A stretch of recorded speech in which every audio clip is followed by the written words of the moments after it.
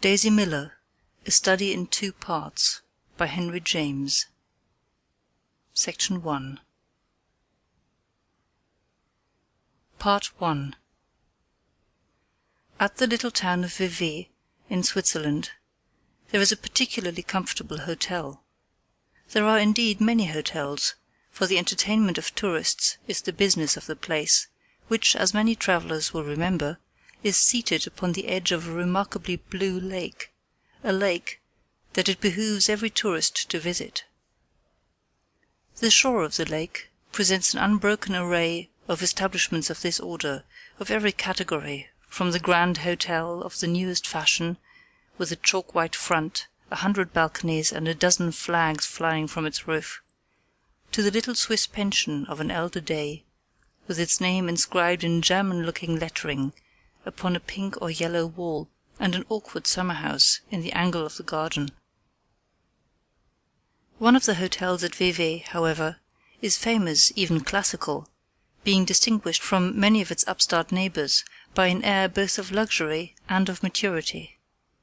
In this region, in the month of June, American travellers are extremely numerous. It may be said, indeed, that Vevey assumes at this period some of the characteristics of an American watering place. There are sights and sounds which evoke a vision, an echo, of Newport and Saratoga. There is a flitting hither and thither of stylish young girls, a rustling of muslin flounces, a rattle of dance music in the morning hours, a sound of high-pitched voices at all times. You receive an impression of these things at the excellent inn of the Trois Couronnes, and are transported in fancy to the Ocean House or to Congress Hall. But at the Trois Couronnes, it must be added, there are other features that are much at variance with these suggestions. Neat German waiters who look like secretaries of legation, Russian princesses sitting in the garden, little Polish boys walking about, held by the hand, with their governess. A view of the sunny crest of the Dent du Midi, and the picturesque towers of the castle of Chillon. I hardly know whether it was the analogies or the differences that were uppermost in the mind of a young American, who 2 or 3 years ago sat in the garden of the Trois Couronnes, looking about him, rather idly, at some of the graceful objects I have mentioned. It was a beautiful summer morning, and in whatever fashion the young American looked at things, they must have seemed to him charming. He had come from Geneva the day before, by the little steamer, to see his aunt, who was staying at the hotel, Geneva having been for a long time his place of residence. But his aunt had a headache. His aunt had almost always a headache, and now she was shut up in her room, smelling camphor, so that he was at liberty to wander about. He was some 27 years of age. When his friends spoke of him, they usually said that he was at Geneva studying. When his enemies spoke of him, they said, but after all he had no enemies. He was an extremely amiable fellow, and universally liked. What I should say is, simply, that when a certain person spoke of him, they affirmed that the reason of his spending so much time at Geneva was that he was extremely devoted to a lady who lived there, a foreign lady, a person older than himself. Very few Americans, indeed I think none, had ever seen this lady, about whom there were some singular stories. But Winterbourne had an old attachment for the little metropolis of Calvinism. He had been put to school there as a boy, and he had afterward gone to college there, circumstances which had led to his forming a great many youthful friendships. Many of these he had kept, and they were a source of great satisfaction to him. After knocking at his aunt's door and learning that she was indisposed, he had taken a walk about the town, and then he had come in to his breakfast. He had now finished his breakfast, but he was drinking a small cup of coffee, which had been served to him on a little table in the garden by one of the waiters who looked like an attaché. At last he finished his coffee and lit a cigarette. Presently a small boy came walking along the path, an urchin of 9 or 10. The child, who was diminutive for his years, had an aged expression of countenance, a pale complexion, and sharp little features. He was dressed in knickerbockers, with red stockings which displayed his poor little spindle shanks. He also wore a brilliant red cravat. He carried in his hand a long alpenstock, the sharp point of which he thrust into everything that he approached, the flower-beds, the garden benches, the trains of the ladies' dresses. In front of Winterbourne he paused, looking at him with a pair of bright, penetrating little eyes. "Will you give me a lump of sugar?" he asked in a sharp, hard little voice, a voice immature and yet, somehow, not young. Winterbourne glanced at the small table near him, on which his coffee service rested, and saw that several morsels of sugar remained. "Yes, you may take one," he answered, "but I don't think sugar is good for little boys." This little boy stepped forward and carefully selected 3 of the coveted fragments, 2 of which he buried in the pocket of his knickerbockers, depositing the other as promptly in another place. He poked his alpenstock, lance fashion, into Winterbourne's bench, and tried to crack the lump of sugar with his teeth. "Oh, blazes, it's hard!" he exclaimed, pronouncing the adjective in a peculiar manner. Winterbourne had immediately perceived that he might have the honour of claiming him as a fellow-countryman. "Take care you don't hurt your teeth," he said paternally. "I haven't got any teeth to hurt. They have all come out. I have only got 7 teeth. My mother counted them last night, and one came out right afterward. She said she'd slap me if any more came out. I can't help it. It's this old Europe. It's the climate that makes them come out. In America they didn't come out. It's these hotels." Winterbourne was much amused. "If you eat 3 lumps of sugar, your mother will certainly slap you," he said. "She's got to give me some candy, then," rejoined his young interlocutor. "I can't get any candy here, any American candy. American candy's the best candy." "And are American little boys the best little boys?" asked Winterbourne. "I don't know. I'm an American boy," said the child.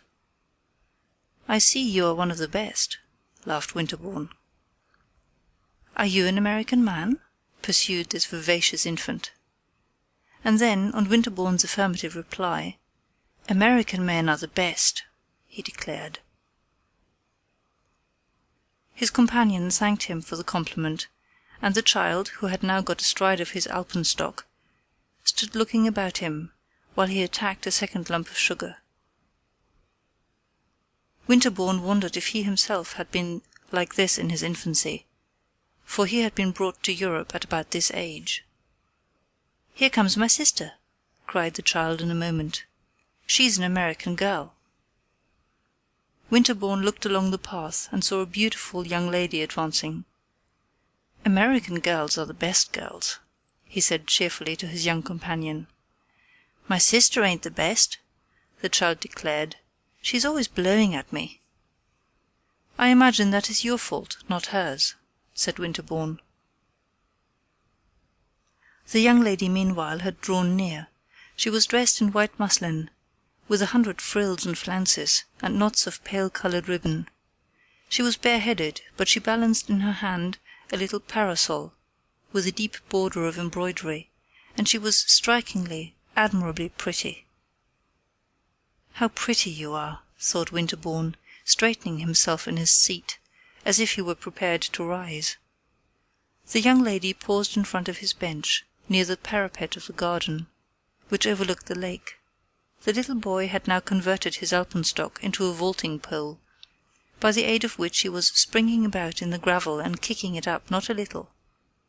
"Randolph," said the young lady, "what are you doing?" "I'm going up the Alps," replied Randolph. "This is the way," and he gave another little jump, scattering the pebbles about Winterbourne's ears. "That's the way they come down," said Winterbourne. "He's an American man," cried Randolph, in his little hard voice. The young lady gave no heed to this announcement, but looked straight at her brother. "Well, I guess you had better be quiet," she simply observed. It seemed to Winterbourne that he had been in a manner presented. He got up and stepped slowly toward the young girl, throwing away his cigarette. "The little boy and I have made an acquaintance," he said, with great civility. In Geneva, as he had been perfectly aware, a young man was not at liberty to speak to a young unmarried lady, except under certain rarely occurring conditions. But here, at Vevey, what conditions could be better than these? A pretty American girl coming and standing in front of you in a garden. This pretty American girl, however, on hearing Winterbourne's observation, simply glanced at him. She then turned her head and looked over the parapet, at the lake and the opposite mountains. He wondered whether he had gone too far, but he decided that he must advance farther, rather than retreat. While he was thinking of something else to say, the young lady turned to the little boy again. "I should like to know where you got that pole," she said. "I bought it," responded Randolph. "You don't mean to say you're going to take it to Italy?" "Yes, I'm going to take it to Italy," the child declared. The young girl glanced over the front of her dress and smoothed out a knot or two of ribbon. Then she rested her eyes upon the prospect again. "Well, I guess you had better leave it somewhere," she said after a moment. "Are you going to Italy?" Winterbourne inquired in a tone of great respect. The young lady glanced at him again. "Yes, sir," she replied, and she said nothing more. "Are you, going over the Simplon?" Winterbourne pursued, a little embarrassed. "I don't know," she said. "I suppose it's some mountain. Randolph, what mountain are we going over?" "Going where?" the child demanded. "To Italy," Winterbourne explained. "I don't know," said Randolph. "I don't want to go to Italy. I want to go to America." "Oh, Italy's a beautiful place," rejoined the young man. "Can you get candy there?" Randolph loudly inquired. "I hope not," said his sister. "I guess you have had enough candy, and mother thinks so too." "I haven't had any for ever so long, for 100 weeks," cried the boy, still jumping about. The young lady inspected her flounces and smoothed her ribbons again, and Winterbourne presently risked an observation upon the beauty of the view. He was ceasing to be embarrassed, for he had begun to perceive that she was not in the least embarrassed herself. There had been not the slightest alteration in her charming complexion. She was evidently neither offended nor flattered.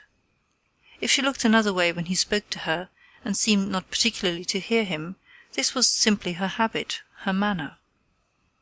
Yet, as he talked a little more, and pointed out some of the objects of interest in the view, with which she appeared quite unacquainted, she gradually gave him more of the benefit of her glance, and then he saw that this glance was perfectly direct and unshrinking. It was not, however, what would have been called an immodest glance, for the young girl's eyes were singularly honest and fresh. They were wonderfully pretty eyes, and indeed Winterbourne had not seen for a long time anything prettier than his fair countrywoman's various features, her complexion, her nose, her ears, her teeth. He had a great relish for feminine beauty. He was addicted to observing and analyzing it. And as regards this young lady's face, he made several observations. It was not at all insipid, but it was not exactly expressive, and though it was eminently delicate, Winterbourne mentally accused it, very forgivingly, of a want of finish. He thought it very possible that Master Randolph's sister was a coquette. He was sure she had a spirit of her own, but in her bright, sweet, superficial little visage there was no mockery, no irony. Before long it became obvious that she was much disposed toward conversation. She told him that they were going to Rome for the winter, she and her mother and Randolph. She asked him if he was a real American. She shouldn't have taken him for one, he seemed more like a German. This was said after a little hesitation, especially when he spoke. Winterbourne, laughing, answered that he had met Germans who spoke like Americans, but that he had not, as far as he remembered, met an American who spoke like a German. Then he asked her if she should not be more comfortable in sitting upon the bench, which she had just quitted. She answered that she liked standing up and walking about, but she presently sat down. She told him she was from New York State, if you know where that is. Winterbourne learned more about her by catching hold of her small, slippery brother and making him stand a few minutes by his side. "Tell me your name, my boy," he said. "Randolph C. Miller," said the boy sharply. "And I'll tell you her name," and he levelled his alpenstock at his sister. "You had better wait till you are asked," said this young lady calmly. "I should like very much to know your name," said Winterbourne. "Her name is Daisy Miller," cried the child. "But that isn't her real name. That isn't her name on her cards." "It's a pity you haven't got one of my cards," said Miss Miller. "Her real name is Annie P. Miller," the boy went on. "Ask him his name," said his sister, indicating Winterbourne. But on this point Randolph seemed perfectly indifferent.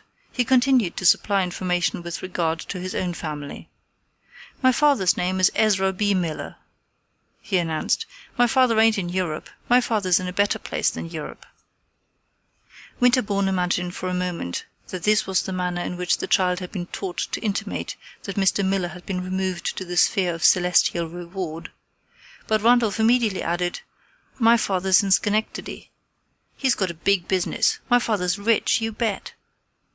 "Well!" ejaculated Miss Miller, lowering her parasol and looking at the embroidered border. Winterbourne presently released the child, who departed, dragging his alpenstock along the path. "He doesn't like Europe," said the young girl. "He wants to go back." "To Schenectady, you mean?" "Yes, he wants to go right home. He hasn't got any boys here. There is one boy here, but he always goes round with a teacher. They won't let him play." "And your brother hasn't any teacher?" Winterbourne inquired. "Mother thought of getting him one to travel round with us. There was a lady told her of a very good teacher, an American lady, perhaps you know her, Mrs. Sanders. I think she came from Boston. She told us of this teacher, and we thought of getting him to travel round with us. But Randolph said he didn't want a teacher travelling round with us. He said he wouldn't have lessons when he was in the cars. And we are in the cars about half the time. There was an English lady we met in the cars. I think her name was Miss Featherstone. Perhaps you know her. She wanted to know why I didn't give Randolph lessons. Give him instruction, she called it.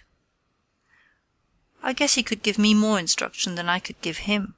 He's very smart." "Yes," said Winterbourne, "he seems very smart." "Mother's going to get a teacher for him as soon as we get to Italy." "Can you get good teachers in Italy?" "Very good, I should think," said Winterbourne. "Or else she's going to find some school. He ought to learn some more. He's only 9. He's going to college." And in this way Miss Miller continued to converse upon the affairs of her family and upon other topics. She sat there with her extremely pretty hands, ornamented with very brilliant rings, folded in her lap, and with her very pretty eyes now resting upon those of Winterbourne, now wandering over the garden, the people who passed by, and the beautiful view. She talked to Winterbourne as if she had known him a long time. He found it very pleasant. It was many years since he had heard a young girl talk so much. It might have been said of this unknown young lady who had come and sat down beside him on a bench that she chattered. She was very quiet. She sat in a charming, tranquil attitude, but her lips and her eyes were constantly moving. She had a soft, slender, agreeable voice, and her tone was decidedly sociable. She gave Winterbourne a history of her movements and intentions and those of her mother and brother in Europe, and enumerated in particular the various hotels at which they had stopped. "That English lady in the cars," she said, "Miss Featherstone, asked me if we didn't all live in hotels in America. I told her I had never been in so many hotels in my life as since I came to Europe.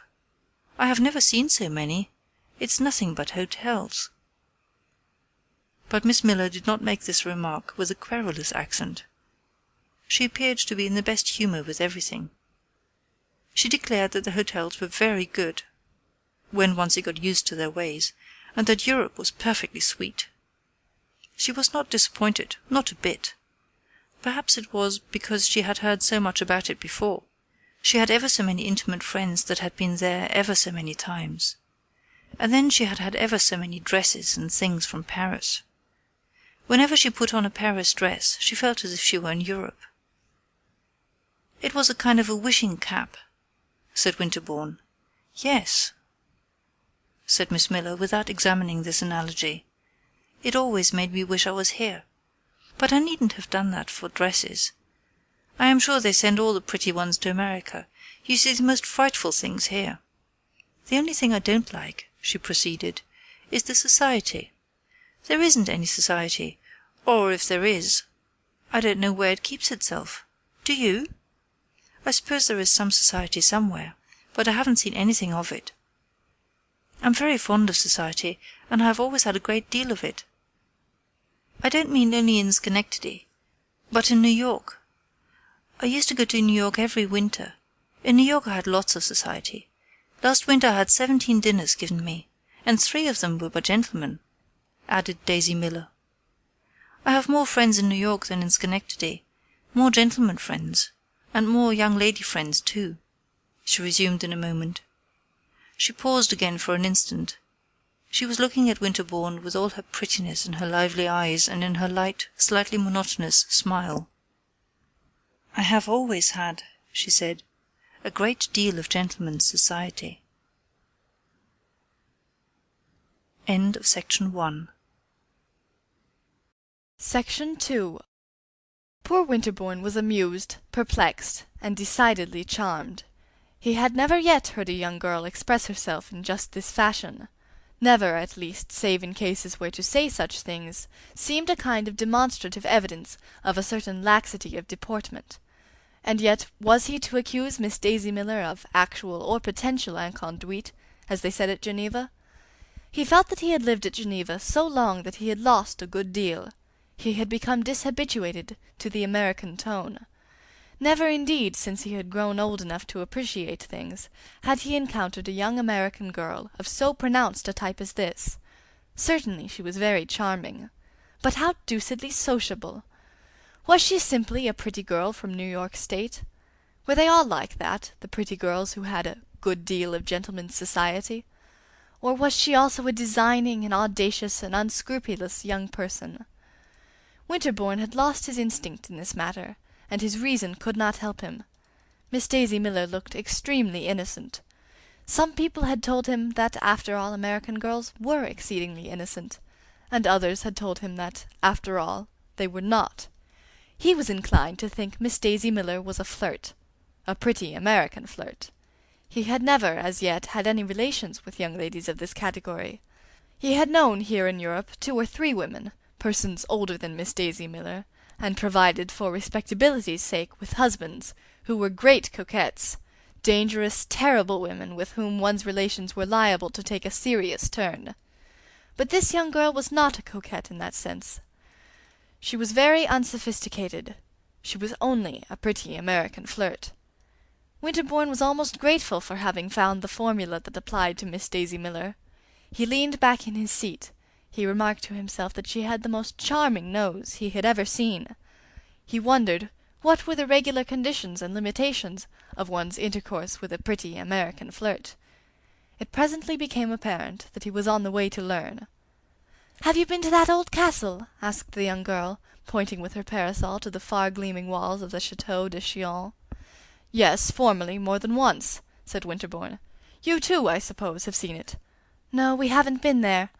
I want to go there dreadfully. Of course I mean to go there. I wouldn't go away from here without having seen that old castle."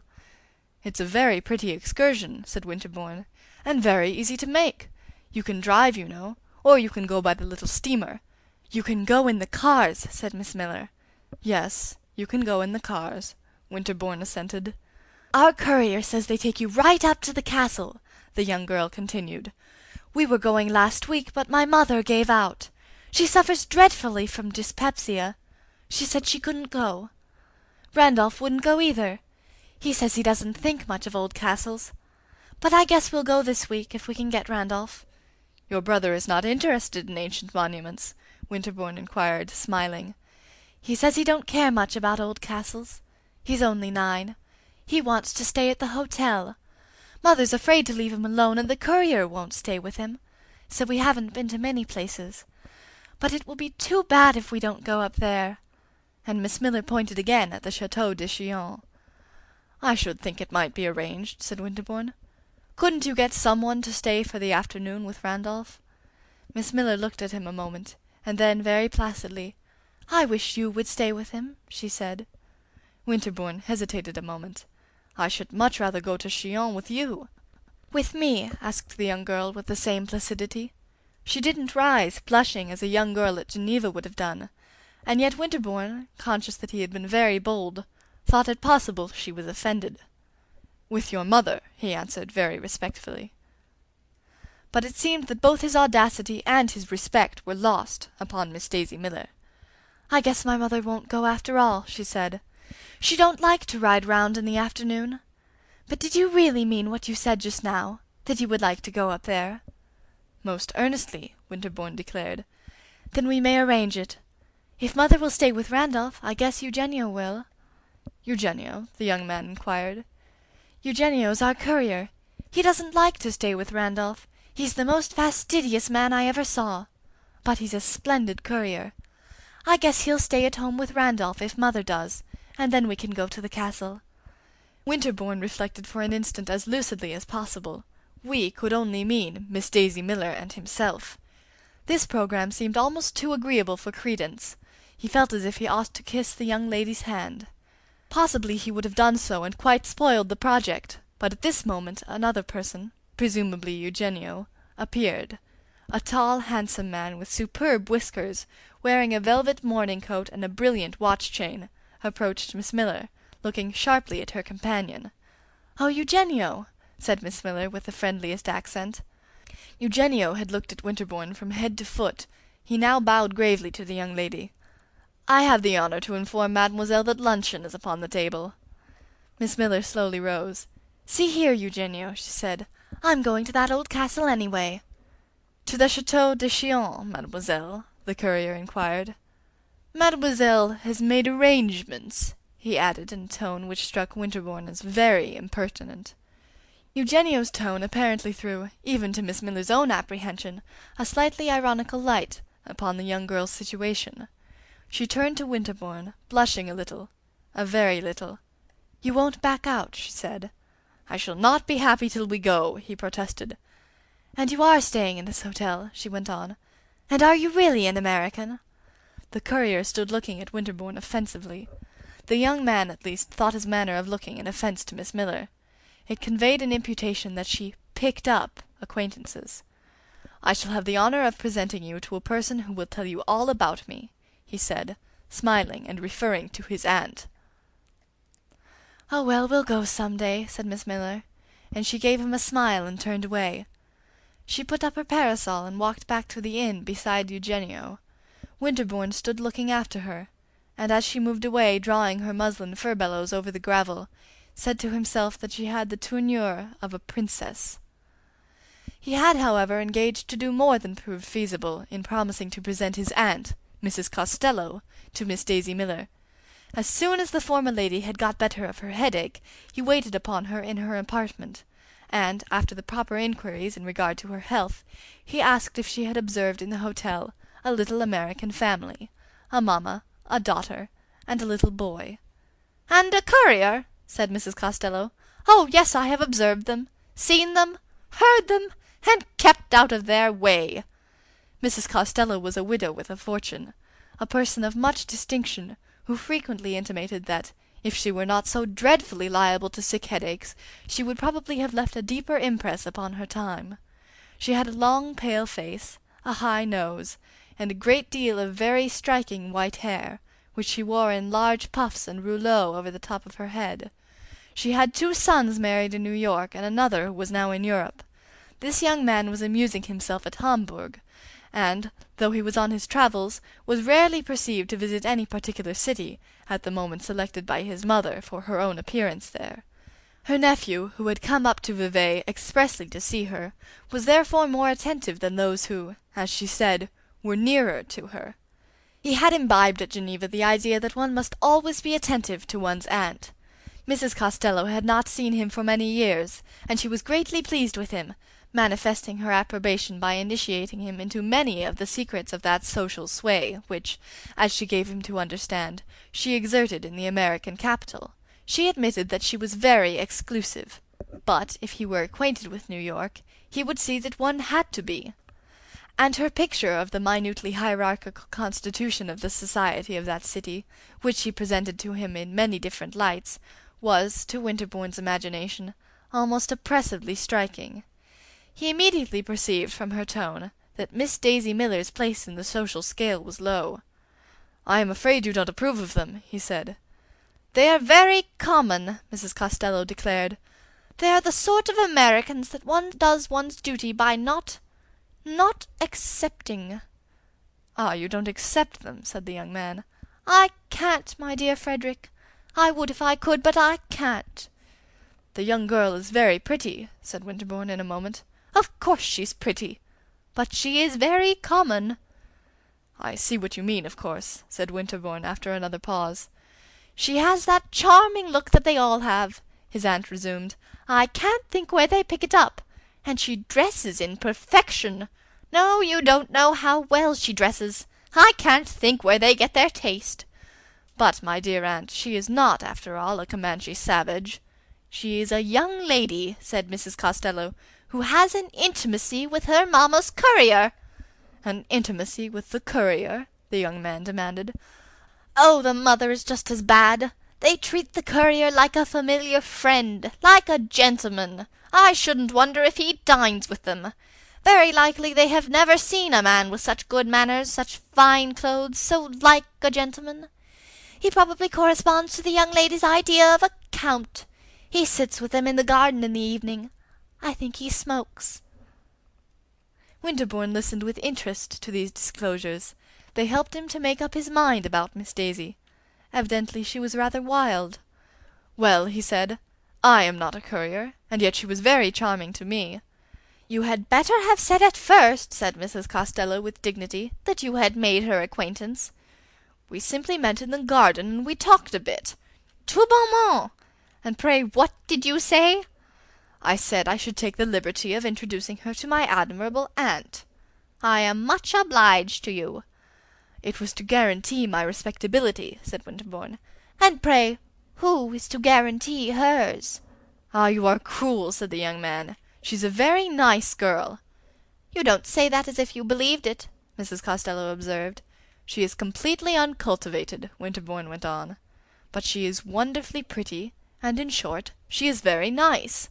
To prove that I believe it, I am going to take her to the Chateau de Chillon." "You two are going off there together? I should say it proved just the contrary. How long had you known her, may I ask, when this interesting project was formed? You haven't been 24 hours in the house." "I have known her half an hour," said Winterbourne, smiling. "Dear me!" cried Mrs. Costello. "What a dreadful girl!" Her nephew was silent for some moments. "You really think, then," he began earnestly, and with a desire for trustworthy information, "you really think that—" But he paused again. "Think what, sir?" said his aunt. "That she is the sort of young lady who expects a man, sooner or later, to carry her off?" "I haven't the least idea what such young ladies expect a man to do.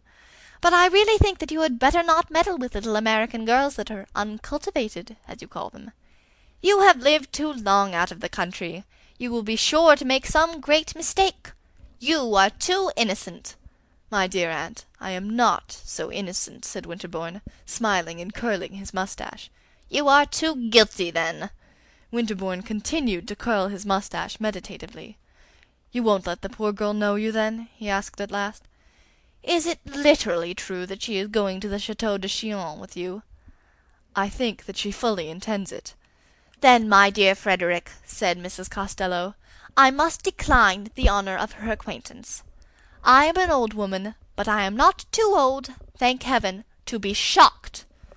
"But don't they all do these things, the young girls in America?" Winterbourne inquired. Mrs. Costello stared a moment. "I should like to see my granddaughters do them," she declared grimly. This seemed to throw some light upon the matter, for Winterbourne remembered to have heard that his pretty cousins in New York were tremendous flirts.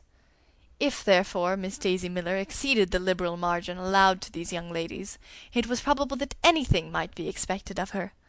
Winterbourne was impatient to see her again, and he was vexed with himself that, by instinct, he should not appreciate her justly. Though he was impatient to see her, he hardly knew what he should say to her about his aunt's refusal to become acquainted with her. But he discovered, promptly enough, that with Miss Daisy Miller there was no great need of walking on tiptoe. He found her that evening in the garden, wandering about in the warm starlight like an indolent sylph, and swinging to and fro the largest fan he had ever beheld. It was 10 o'clock. He had dined with his aunt, he had been sitting with her since dinner, and he had just taken leave of her till the morrow. Miss Daisy Miller seemed very glad to see him. She declared it was the longest evening she had ever passed. "Have you been all alone?" he asked. "I have been walking round with mother. But mother gets tired walking round," she answered. "Has she gone to bed?" "No, she doesn't like to go to bed," said the young girl. "She doesn't sleep, not 3 hours. She says she doesn't know how she lives. She's dreadfully nervous. I guess she sleeps more than she thinks. She's gone somewhere after Randolph. She wants to try to get him to go to bed. He doesn't like to go to bed." "Let us hope she will persuade him," observed Winterbourne. "She will talk to him all she can." "But he doesn't like her to talk to him," said Miss Daisy, opening her fan. "She's going to try to get Eugenio to talk to him. But he isn't afraid of Eugenio. Eugenio's a splendid courier, but he can't make much impression on Randolph. I don't believe he'll go to bed before 11. It appeared that Randolph's vigil was in fact triumphantly prolonged, for Winterbourne strolled about with the young girl for some time without meeting her mother. "I have been looking round for that lady you want to introduce me to," his companion resumed. "She's your aunt." Then, on Winterbourne's admitting the fact and expressing some curiosity as to how she had learned it, she said she had heard all about Mrs. Costello from the chambermaid. She was very quiet and very comme il faut. She wore white puffs, she spoke to no one, and she never dined at the table d'hôte. Every 2 days she had a headache. "I think that's a lovely description, a headache and all," said Miss Daisy, chattering along in her thin, gay voice. "I want to know her ever so much. I know just what your aunt would be. I know I should like her. She would be very exclusive. I like a lady to be exclusive. I'm dying to be exclusive myself. Well, we are exclusive, mother and I. We don't speak to everyone, or they don't speak to us. I suppose it's about the same thing. Anyway, I shall be ever so glad to know your aunt." Winterbourne was embarrassed. "She would be most happy," he said, "but I'm afraid those headaches will interfere." The young girl looked at him through the dusk. "But I suppose she doesn't have a headache every day," she said sympathetically. Winterbourne was silent a moment. "She tells me she does," he answered at last, not knowing what to say. Miss Daisy Miller stopped and stood looking at him. Her prettiness was still visible in the darkness. She was opening and closing her enormous fan. "She doesn't want to know me," she said suddenly. "Why don't you say so? You needn't be afraid. I'm not afraid." And she gave a little laugh. Winterbourne fancied there was a tremor in her voice. He was touched, shocked, mortified by it. "My dear young lady," he protested, "she knows no one. It's her wretched health." Section 2. Section 3. The young girl walked on a few steps, laughing still. "You needn't be afraid," she repeated. "Why should she want to know me?" Then she paused again. She was close to the parapet of the garden, and in front of her was the starlit lake. There was a vague sheen upon its surface, and in the distance were dimly seen mountain forms. Daisy Miller looked out upon the mysterious prospect, and then she gave another little laugh. "Gracious, she is inclusive," she said. Winterbourne wondered whether she was seriously wounded, and for a moment almost wished that her sense of injury might be such as to make it becoming in him to attempt to reassure and comfort her. He had a pleasant sense that she would be very approachable for consolatory purposes. He felt then, for the instant, quite ready to sacrifice his aunt conversationally, to admit that she was a proud, rude woman, and to declare that they needn't mind her. But before he had time to commit himself to this perilous mixture of gallantry and impiety, the young lady, resuming her walk, gave an exclamation in quite another tone. "Well, here's Mother! I guess she hasn't got Randolph to go to bed." The figure of a lady appeared at a distance, very indistinct in the darkness, and advancing with a slow and wavering movement. Suddenly it seemed to pause. "Are you sure it is your mother? Can you distinguish her in this thick dusk?" Winterbourne asked. "Well," cried Miss Daisy Miller with a laugh, "I guess I know my own mother. And when she has got on my shawl, too, she is always wearing my things." The lady in question, ceasing to advance, hovered vaguely about the spot at which she had checked her steps. "I'm afraid your mother doesn't see you," said Winterbourne. "Or perhaps," he added, thinking with Miss Miller the joke permissible, "perhaps she feels guilty about your shawl." "Oh, it's a fearful old thing," the young girl replied serenely.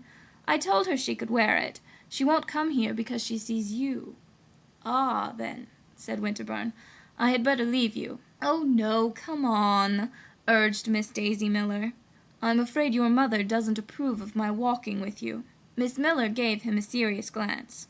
"It isn't for me. It's for you. That is, it's for her." "Well, I don't know who it's for, but Mother doesn't like any of my gentlemen friends. She's right down timid. She always makes a fuss if I introduce a gentleman. But I do introduce them, almost always. If I didn't introduce my gentlemen friends to Mother," the young girl added in her little soft, flat monotone, "I shouldn't think I was natural." "To introduce me," said Winterbourne, "you must know my name." And he proceeded to pronounce it. "Oh, dear, I can't say all that," said his companion with a laugh. But by this time they had come up to Mrs. Miller, who, as they drew near, walked to the parapet of the garden and leaned upon it, looking intently at the lake and turning her back to them. "Mother," said the young girl in a tone of decision. The elder lady turned round. "Mr. Winterbourne," said Miss Daisy Miller, introducing the young man very frankly and prettily. Common she was, as Mrs. Costello had pronounced her, yet it was a wonder to Winterbourne that with her commonness she had a singularly delicate grace. Her mother was a small, spare, light person, with a wandering eye, a very exiguous nose, and a large forehead, decorated with a certain amount of thin, much frizzled hair. Like her daughter, Mrs. Miller was dressed with extreme elegance. She had enormous diamonds in her ears. So far as Winterbourne could observe, she gave him no greeting. She certainly was not looking at him. Daisy was near her, pulling her shawl straight. "What are you doing, poking round here?" this young lady inquired, but by no means with that harshness of accent which her choice of words may imply. "I don't know," said her mother, turning toward the lake again. "I shouldn't think you'd want that shawl!" Daisy exclaimed. "Well, I do," her mother answered with a little laugh. "Did you get Randolph to go to bed?" asked the young girl. "No, I couldn't induce him," said Mrs. Miller very gently. "He wants to talk to the waiter. He likes to talk to that waiter." "I was telling Mr. Winterbourne," the young girl went on, and to the young man's ear her tone might have indicated that she had been uttering his name all her life. "Oh, yes," said Winterbourne, "I have the pleasure of knowing your son." Randolph's mamma was silent. She turned her attention to the lake, but at last she spoke. "Well, I don't see how he lives." "Anyhow, it isn't so bad as it was at Dover," said Daisy Miller. "And what occurred at Dover?" Winterbourne asked. "He wouldn't go to bed at all. I guess he sat up all night in the public parlor. He wasn't in bed at 12 o'clock, I know that." "It was 12:30, declared Mrs. Miller with mild emphasis. "Does he sleep much during the day?" Winterbourne demanded. "I guess he doesn't sleep much," Daisy rejoined. "I wish he would," said her mother. "It seems as if he couldn't." "I think he's real tiresome," Daisy pursued. Then, for some moments, there was silence. "Well, Daisy Miller," said the elder lady presently, "I shouldn't think you'd want to talk against your own brother." "Well, he is tiresome, Mother," said Daisy, quite without the asperity of a retort. "He's only 9, urged Mrs. Miller. "Well, he wouldn't go to that castle," said the young girl. "I'm going there with Mr. Winterbourne." To this announcement, very placidly made, Daisy's mamma offered no response. Winterbourne took for granted that she deeply disapproved of the projected excursion, but he said to himself that she was a simple, easily managed person, and that a few deferential protestations would take the edge from her displeasure. "Yes," he began, "your daughter has kindly allowed me the honor of being her guide."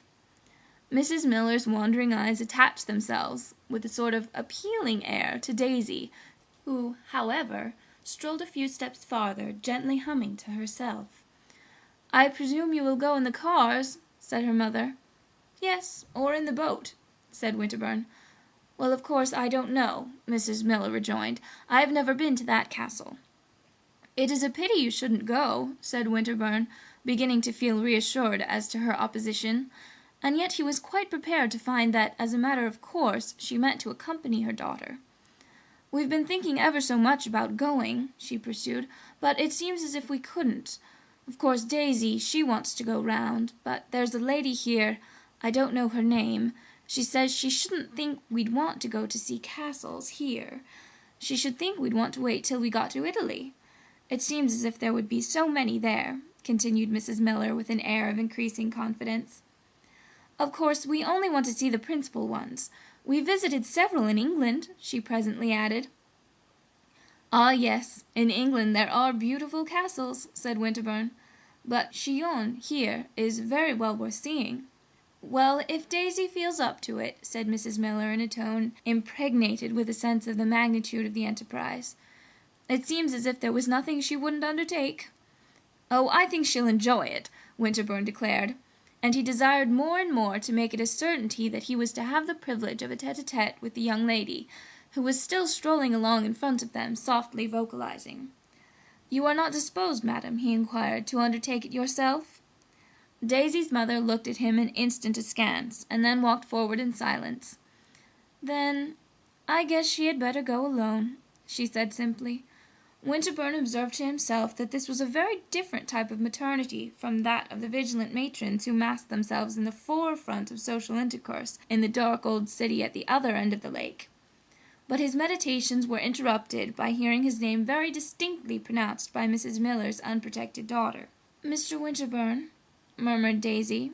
"Mademoiselle," said the young man, "don't you want to take me out in a boat?" "At present?" he asked. "Of course," said Daisy. "Well, Annie Miller!" exclaimed her mother. "I beg you, madam, to let her go," said Winterbourne ardently, for he had never yet enjoyed the sensation of guiding through the summer starlight a skiff freighted with a fresh and beautiful young girl. "I shouldn't think she'd want to," said her mother. "I should think she'd rather go indoors." "I'm sure Mr. Winterbourne wants to take me," Daisy declared. "He's so awfully devoted." "I will row you over to Chillon in the starlight." "I don't believe it," said Daisy. "Well!" ejaculated the elder lady again. "You haven't spoken to me for half an hour," her daughter went on. "I've been having some very pleasant conversation with your mother," said Winterbourne. "Well, I want you to take me out in a boat," Daisy repeated. They had all stopped, and she had turned round and was looking at Winterbourne. Her face wore a charming smile. Her pretty eyes were gleaming, she was swinging her great fan about. "No, it's impossible to be prettier than that," thought Winterbourne. "There are half a dozen boats moored at that landing-place," he said, pointing to certain steps which descended from the garden to the lake. "If you will do me the honor to accept my arm, we will go and select one of them." Daisy stood there smiling. She threw back her head and gave a little light laugh. "I like a gentleman to be formal," she declared. "I assure you it's a formal offer." "I was bound I would make you say something," Daisy went on. "You see, it's not very difficult," said Winterbourne, "but I am afraid you are chaffing me." "I think not, sir," remarked Mrs. Miller very gently. "Do then let me give you a row," he said to the young girl. "It's quite lovely the way you say that," cried Daisy. "It would be still more lovely to do it." "Yes, it would be lovely," said Daisy, but she made no movement to accompany him. She only stood there, laughing. "I should think you had better find out what time it is," interposed her mother. "It is 11 o'clock, madam," said a voice with a foreign accent out of the neighbouring darkness, and Winterbourne, turning, perceived the florid personage who was in attendance upon the two ladies. He had apparently just approached. "Oh, Eugenio," said Daisy, "I am going out in a boat." Eugenio bowed. "At 11 o'clock, mademoiselle?" "I am going with Mr. Winterbourne, this very minute." "Do tell her she can't," said Mrs. Miller to the courier. "I think you had better not go out in a boat, mademoiselle," Eugenio declared. Winterbourne wished to heaven this pretty girl were not so familiar with her courier, but he said nothing. "I suppose you don't think it's proper," Daisy exclaimed. "Eugenio doesn't think anything's proper." "I am at your service," said Winterbourne. "Does mademoiselle propose to go alone?" asked Eugenio of Mrs. Miller. "Oh, no, with this gentleman," answered Daisy's mamma. The courier looked for a moment at Winterbourne. The latter thought he was smiling, and then, solemnly, with a bow, "As mademoiselle pleases," he said. "Oh, I hoped you would make a fuss," said Daisy. "I don't care to go now." "I myself shall make a fuss if you don't go," said Winterbourne. "That's all I want, a little fuss," and the young girl began to laugh again. "Mr. Randolph has gone to bed," the courier announced frigidly. "Oh, Daisy, now we can go," said Mrs. Miller. Daisy turned away from Winterbourne, looking at him, smiling and fanning herself. "Good night," she said. "I hope you are disappointed or disgusted or something." He looked at her, taking the hand she offered him. "I am puzzled," he answered. "Well, I hope it won't keep you awake," she said very smartly, and under the escort of the privileged Eugenio the two ladies passed toward the house. Winterbourne stood looking after them. He was indeed puzzled. He lingered beside the lake for a quarter of an hour, turning over the mystery of the young girl's sudden familiarities and caprices. But the only very definite conclusion he came to was that he should enjoy deucedly going off with her somewhere. 2 days afterward he went off with her to the castle of Chillon. He waited for her in the large hall of the hotel, where the couriers, the servants, the foreign tourists were lounging about and staring. It was not the place he should have chosen, but she had appointed it. She came tripping downstairs, buttoning her long gloves, squeezing her folded parasol against her pretty figure, dressed in the perfection of a soberly elegant travelling costume. Winterbourne was a man of imagination, and, as our ancestors used to say, sensibility. As he looked at her dress, and on the great staircase her little rapid, confiding step, he felt as if there were something romantic going forward. He could have believed he was going to elope with her. He passed out with her among all the idle people that were assembled there. They were all looking at her very hard. She had begun to chatter as soon as she joined him. Winterbourne's preference had been that they should be conveyed to Chillon in a carriage, but she expressed a lively wish to go in the little steamer. She declared that she had a passion for steamboats. There was always such a lovely breeze upon the water, and you saw such lots of people. The sail was not long, but Winterbourne's companion found time to say a great many things. To the young man himself their little excursion was so much of an escapade, an adventure, that even allowing for her habitual sense of freedom, he had some expectation of seeing her regarded in the same way. But it must be confessed that, in this particular, he was disappointed. Daisy Miller was extremely animated. She was in charming spirits, but she was apparently not at all excited. She was not fluttered. She avoided neither his eyes nor those of anyone else. She blushed neither when she looked at him nor when she felt that people were looking at her. People continued to look at her a great deal, and Winterbourne took much satisfaction in his pretty companion's distinguished air. He had been a little afraid that she would talk loud, laugh overmuch, and even, perhaps, desire to move about the boat a good deal, but he quite forgot his fears. He sat smiling, with his eyes upon her face, while, without moving from her place, she delivered herself of a great number of original reflections. It was the most charming garrulity he had ever heard. He had assented to the idea that she was common, but was she so, after all, or was he simply getting used to her commonness?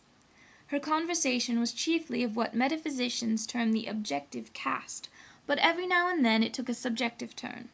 "What on earth are you so grave about?" she suddenly demanded, fixing her agreeable eyes upon Winterbourne's. "Am I grave?" he asked. "I had an idea I was grinning from ear to ear." "You look as if you were taking me to a funeral. If that's a grin, your ears are very near together." "Should you like me to dance a hornpipe on the deck?" "Pray do, and I'll carry round your hat. It will pay the expenses of our journey." "I never was better pleased in my life," murmured Winterbourne. She looked at him a moment, and then burst into a little laugh. "I like to make you say those things. You're a queer mixture." In the castle, after they had landed, the subjective element decidedly prevailed. Daisy tripped about the vaulted chambers, rustled her skirts in the corkscrew staircases, flirted back with a pretty little cry and a shudder from the edge of the oubliettes, and turned a singularly well-shaped ear to everything that Winterbourne told her about the place. But he saw that she cared very little for feudal antiquities, and that the dusky traditions of Chillon made but a slight impression upon her. They had the good fortune to have been able to walk about without other companionship than that of the custodian, and Winterbourne arranged with his functionary that they should not be hurried, that they should linger and pause wherever they chose. The custodian interpreted the bargain generously. Winterbourne, on his side, had been generous, and ended by leaving them quite to themselves. Miss Miller's observations were not remarkable for logical consistency. For anything she wanted to say she was sure to find a pretext. She found a great many pretexts in the rugged embrasures of Chillon for asking Winterbourne sudden questions about himself, his family, his previous history, his tastes, his habits, his intentions, and for supplying information upon corresponding points in her own personality. Of her own tastes, habits, and intentions Miss Miller was prepared to give the most definite, and indeed the most favourable account. "Well, I hope you know enough," she said to her companion, after he had told her the history of the unhappy Bonivard. "I never saw a man that knew so much." The history of Bonivard had evidently, as they say, gone into one ear and out of the other. But Daisy went on to say that she wished Winterbourne would travel with them and go round with them. They might know something, in that case. "Don't you want to come and teach Randolph?" she asked. Winterbourne said that nothing could possibly please him so much, but that he had, unfortunately, other occupations. "Other occupations? I don't believe it," said Miss Daisy. "What do you mean? You are not in business?" The young man admitted that he was not in business, but he had engagements which, even within a day or two, would force him to go back to Geneva. "Oh, bother," she said, "I don't believe it," and she began to talk about something else. But a few moments later, when he was pointing out to her the pretty design of an antique fireplace, she broke out irrelevantly, "You don't mean to say you are going back to Geneva?" "It is a melancholy fact that I shall have to return to Geneva tomorrow." "Well, Mr. Winterbourne," said Daisy, "I think you're horrid." "Oh, don't say such dreadful things," said Winterbourne. "Just at the last?" "The last!" cried the young girl. "I call it the first. I have half a mind to leave you here and go straight back to the hotel alone." And for the next 10 minutes she did nothing but call him horrid. Poor Winterbourne was fairly bewildered. No young lady had as yet done him the honour to be so agitated by the announcement of his movements. His companion, after this, ceased to pay any attention to the curiosities of Chillon or the beauties of the lake. She opened fire upon the mysterious charmer in Geneva, whom she appeared to have instantly taken it for granted that he was hurrying back to sea. How did Miss Daisy Miller know that there was a charmer in Geneva? Winterbourne, who denied the existence of such a person, was quite unable to discover, and he was divided between amazement at the rapidity of her induction and amusement at the frankness of her persiflage. She seemed to him, in all this, an extraordinary mixture of innocence and crudity. "Does she never allow you more than 3 days at a time?" asked Daisy ironically. "Doesn't she give you a vacation in summer? There's no one so hard worked but they can get leave to go off somewhere at this season. I suppose if you stay another day she'll come after you in the boat. Do wait over till Friday, and I will go down to the landing to see her arrive." Winterbourne began to think he had been wrong to feel disappointed in the temper in which the young lady had embarked. If he had missed the personal accent was now making its appearance. It sounded very distinctly, at last, in her telling him she would stop teasing him if he would promise her solemnly to come down to Rome in the winter. "That's not a difficult promise to make," said Winterbourne. "My aunt has taken an apartment in Rome for the winter, and has already asked me to come and see her." "I don't want you to come for your aunt," said Daisy. "I want you to come for me." And this was the only allusion that the young man was ever to hear her make to his invidious kinswoman. He declared that, at any rate, he would certainly come. After this Daisy stopped teasing. Winterbourne took a carriage, and they drove back to Vevey in the dusk. The young girl was very quiet. In the evening Winterbourne mentioned to Mrs. Costello that he had spent the afternoon at Chillon with Miss Daisy Miller. "The Americans of the Courier?" asked this lady. "Ah, happily," said Winterbourne, "the Courier stayed at home." "She went with you all alone?" "All alone." Mrs. Costello sniffed a little at her smelling bottle. "And that," she exclaimed, "is the young person whom you wanted me to know." End of section 3. Section 4. Part 2.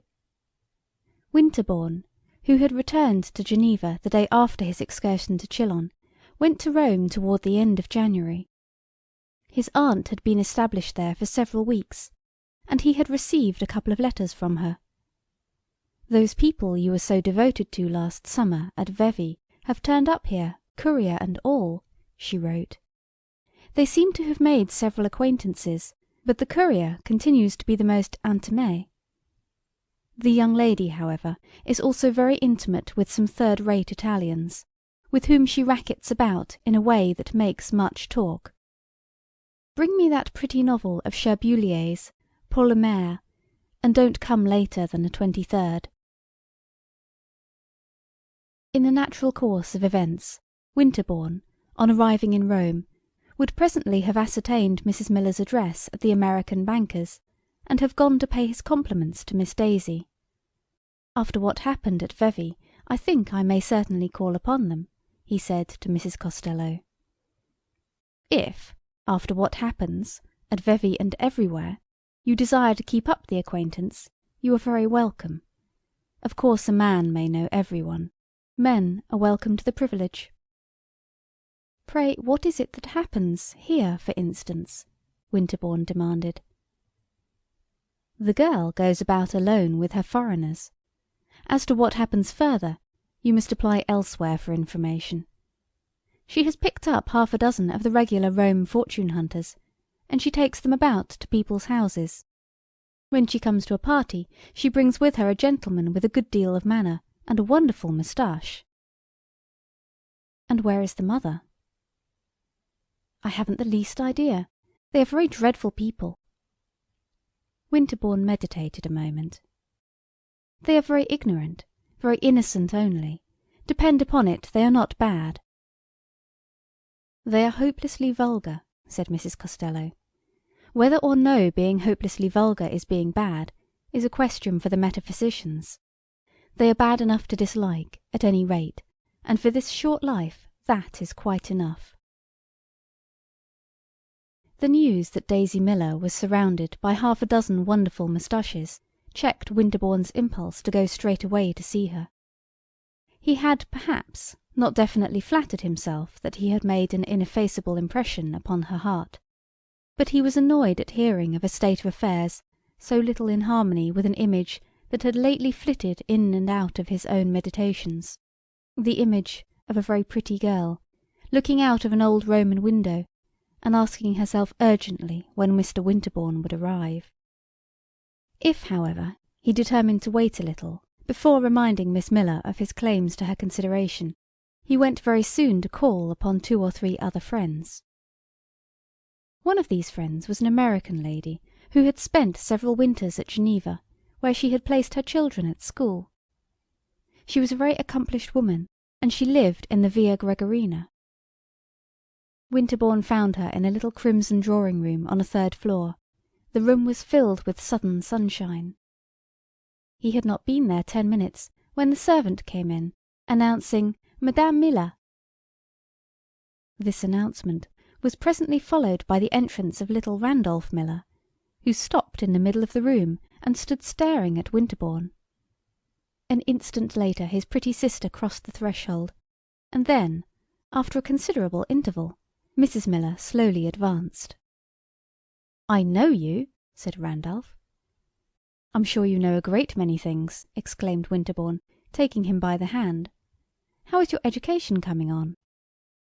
Daisy was exchanging greetings very prettily with her hostess, but when she heard Winterbourne's voice she quickly turned her head. "Well, I declare," she said. "I told you I should come, you know," Winterbourne rejoined, smiling. "Well, I didn't believe it," said Miss Daisy. "I am much obliged to you," laughed the young man. "You might have come to see me," said Daisy. "I arrived only yesterday." "I don't believe that," the young girl declared. Winterbourne turned with a protesting smile to her mother, but this lady evaded his glance, and, seating herself, fixed her eyes upon her son. "We've got a bigger place than this," said Randolph. "It's all gold on the walls." Mrs. Miller turned uneasily in her chair. "I told you if I were to bring you, you would say something," she murmured. "I told you!" Randolph exclaimed. "I tell you, sir," he added jocosely, giving Winterbourne a thump on the knee. "It is bigger, too." Daisy had entered upon a lively conversation with her hostess. Winterbourne judged it becoming to address a few words to her mother. "I hope you have been well since we parted at Vevey," he said. Mrs. Miller now certainly looked at him, at his chin. "Not very well, sir," she answered. "She's got the dyspepsia," said Randolph. "I've got it too. Father's got it. I've got it most."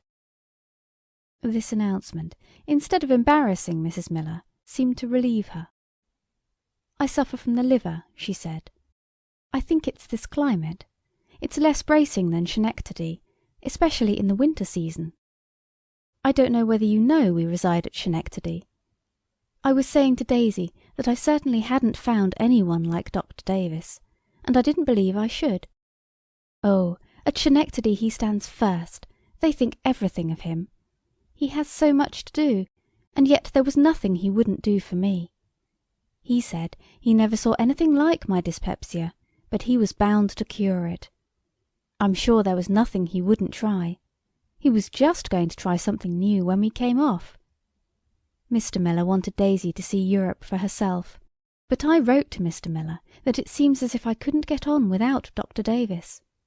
At Schenectady he stands at the very top, and there's a great deal of sickness there too. It affects my sleep."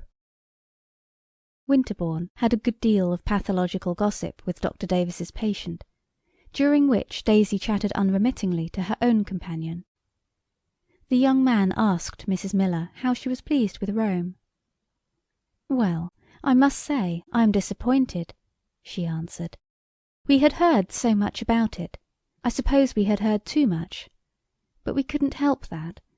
We had been led to expect something very different." "Ah, wait a little and you will become very fond of it," said Winterbourne. "I hate it worse and worse every day," cried Randolph. "You are like the infant Hannibal," said Winterbourne. "No, I ain't," Randolph declared at a venture. "You are not much like an infant," said his mother. "But we have seen places," she resumed, "that I should put a long way before Rome."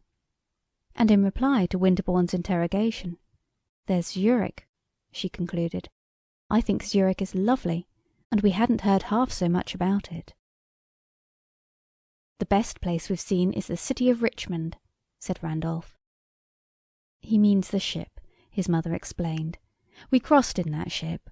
Randolph had a good time on the city of Richmond." "It's the best place I've seen," the child repeated. "Only it was turned the wrong way." "Well, we've got to turn the right way sometime," said Mrs. Miller with a little laugh. Winterbourne expressed the hope that her daughter at least found some gratification in Rome, and she declared that Daisy was quite carried away. "It's on account of the society. The society's splendid. She goes round everywhere. She has made a great number of acquaintances. Of course she goes round more than I do. I must say they have been very sociable. They have taken her right in. And then she knows a great many gentlemen. Oh, she thinks there's nothing like Rome. Of course, it's a great deal pleasanter for a young lady if she knows plenty of gentlemen." By this time Daisy had turned her attention again to Winterbourne. "I've been telling Mrs. Walker how mean you were," the young girl announced. "And what is the evidence you have offered?" asked Winterbourne, rather annoyed at Miss Miller's want of appreciation of the zeal of an admirer who on his way down to Rome had stopped neither at Bologna nor at Florence, simply because of a certain sentimental impatience. He remembered that a cynical compatriot had once told him that American women, the pretty ones, and this gave a largeness to the axiom, were at once the most exacting in the world and the least endowed with a sense of indebtedness. "Why, you were awfully mean at Vevey," said Daisy. "You wouldn't do anything. You wouldn't stay there when I asked you." "My dearest young lady," cried Winterbourne with eloquence, "have I come all the way to Rome to encounter your reproaches?" "Just hear him say that," said Daisy to her hostess, giving a twist to a bow on this lady's dress.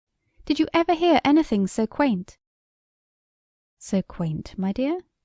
murmured Mrs. Walker, in the tone of a partisan of Winterbourne. "Well, I don't know," said Daisy, fingering Mrs. Walker's ribbons. "Mrs. Walker, I want to tell you something." "Mother," interposed Randolph, with his rough ends to his words, "I tell you you've got to go. Eugenio will raise something." "I'm not afraid of Eugenio," said Daisy, with a toss of her head. "Look here, Mrs. Walker," she went on, "you know I'm coming to your party." "I'm delighted to hear it." "I've got a lovely dress." "I'm very sure of that." "But I want to ask a favour, permission to bring a friend." "I shall be happy to see any of your friends," said Mrs. Walker, turning with a smile to Mrs. Miller. "Oh, they are not my friends," answered Daisy's mamma, smiling shyly in her own fashion. "I never spoke to them." "It's an intimate friend of mine, Mr. Giovanelli," said Daisy, without a tremor in her clear little voice, or a shadow on her brilliant little face. Mrs. Walker was silent a moment. She gave a rapid glance at Winterbourne. "I shall be glad to see Mr. Giovanelli," she then said.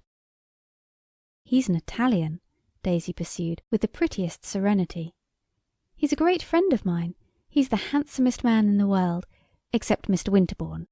He knows plenty of Italians, but he wants to know some Americans. He thinks ever so much of Americans. He's tremendously clever. He's perfectly lovely." It was settled that this brilliant personage should be brought to Mrs. Walker's party, and then Mrs. Miller prepared to take her leave. "I guess we'll go back to the hotel," she said. "You may go back to the hotel, Mother, but I'm going to take a walk," said Daisy. "She's going to walk with Mr. Giovanelli," Randolph proclaimed. "I'm going to the Pincio," said Daisy, smiling. "Alone, my dear, at this hour?" Mrs. Walker asked. The afternoon was drawing to a close. It was the hour for the throng of carriages and of contemplative pedestrians. "I don't think it's safe, my dear," said Mrs. Walker. "Neither do I," subjoined Mrs. Miller. "You'll get the fever as sure as you live. Remember what Dr. Davis told you." "Give her some medicine before she goes," said Randolph. The company had risen to its feet. Daisy, still showing her pretty teeth, bent over and kissed her hostess. "Mrs. Walker, you are too perfect," she said. "I'm not going alone. I'm going to meet a friend." "Your friend won't keep you from getting the fever," Mrs. Miller observed. "Is it Mr. Giovanelli?" asked the hostess. Winterbourne was watching the young girl. At this question his attention quickened. She stood there, smiling and smoothing her bonnet ribbons. She glanced at Winterbourne. Then, while she glanced and smiled, she answered, without a shade of hesitation, "Mr. Giovanelli, the beautiful Giovanelli." "My dear young friend," said Mrs. Walker, taking her hand pleadingly, "don't walk off to the Pincio at this hour to meet a beautiful Italian." "Well, he speaks English," said Mrs. Miller. "Gracious me!" Daisy exclaimed. "I don't to do anything improper. There's an easy way to settle it." She continued to glance at Winterbourne. "The Pincio is only 100 yards distant, and if Mr. Winterbourne were as polite as he pretends, he would offer to walk with me." Winterbourne's politeness hastened to affirm itself, and the young girl gave him gracious leave to accompany her. They passed downstairs before her mother, and at the door Winterbourne perceived Mrs. Miller's carriage drawn up, with the ornamental courier, whose acquaintance he had made at Vevey, seated within. "Good-bye, Eugenio," cried Daisy. "I'm going to take a walk." The distance from the Via Gregoriana to the beautiful garden at the other end of the Pincian Hill is, in fact, rapidly traversed. As the day was splendid, however, and the concourse of vehicles, walkers and loungers numerous, the young Americans found their progress much delayed. This fact was highly agreeable to Winterbourne, in spite of his consciousness of his singular situation. The slow-moving, idly gazing Roman crowd bestowed much attention upon the extremely pretty young foreign lady who was passing through it upon his arm, and he wondered what on earth had been in Daisy's mind when she proposed to expose herself, unattended, to its appreciation. His own mission, to her sense, apparently, was to consign her to the hands of Mr. Giovanelli. But Winterbourne, at once annoyed and gratified, resolved that he would do no such thing. "Why haven't you been to see me?" asked Daisy. "You can't get out of that." "I have had the honour of telling you that I have only just stepped out of the train."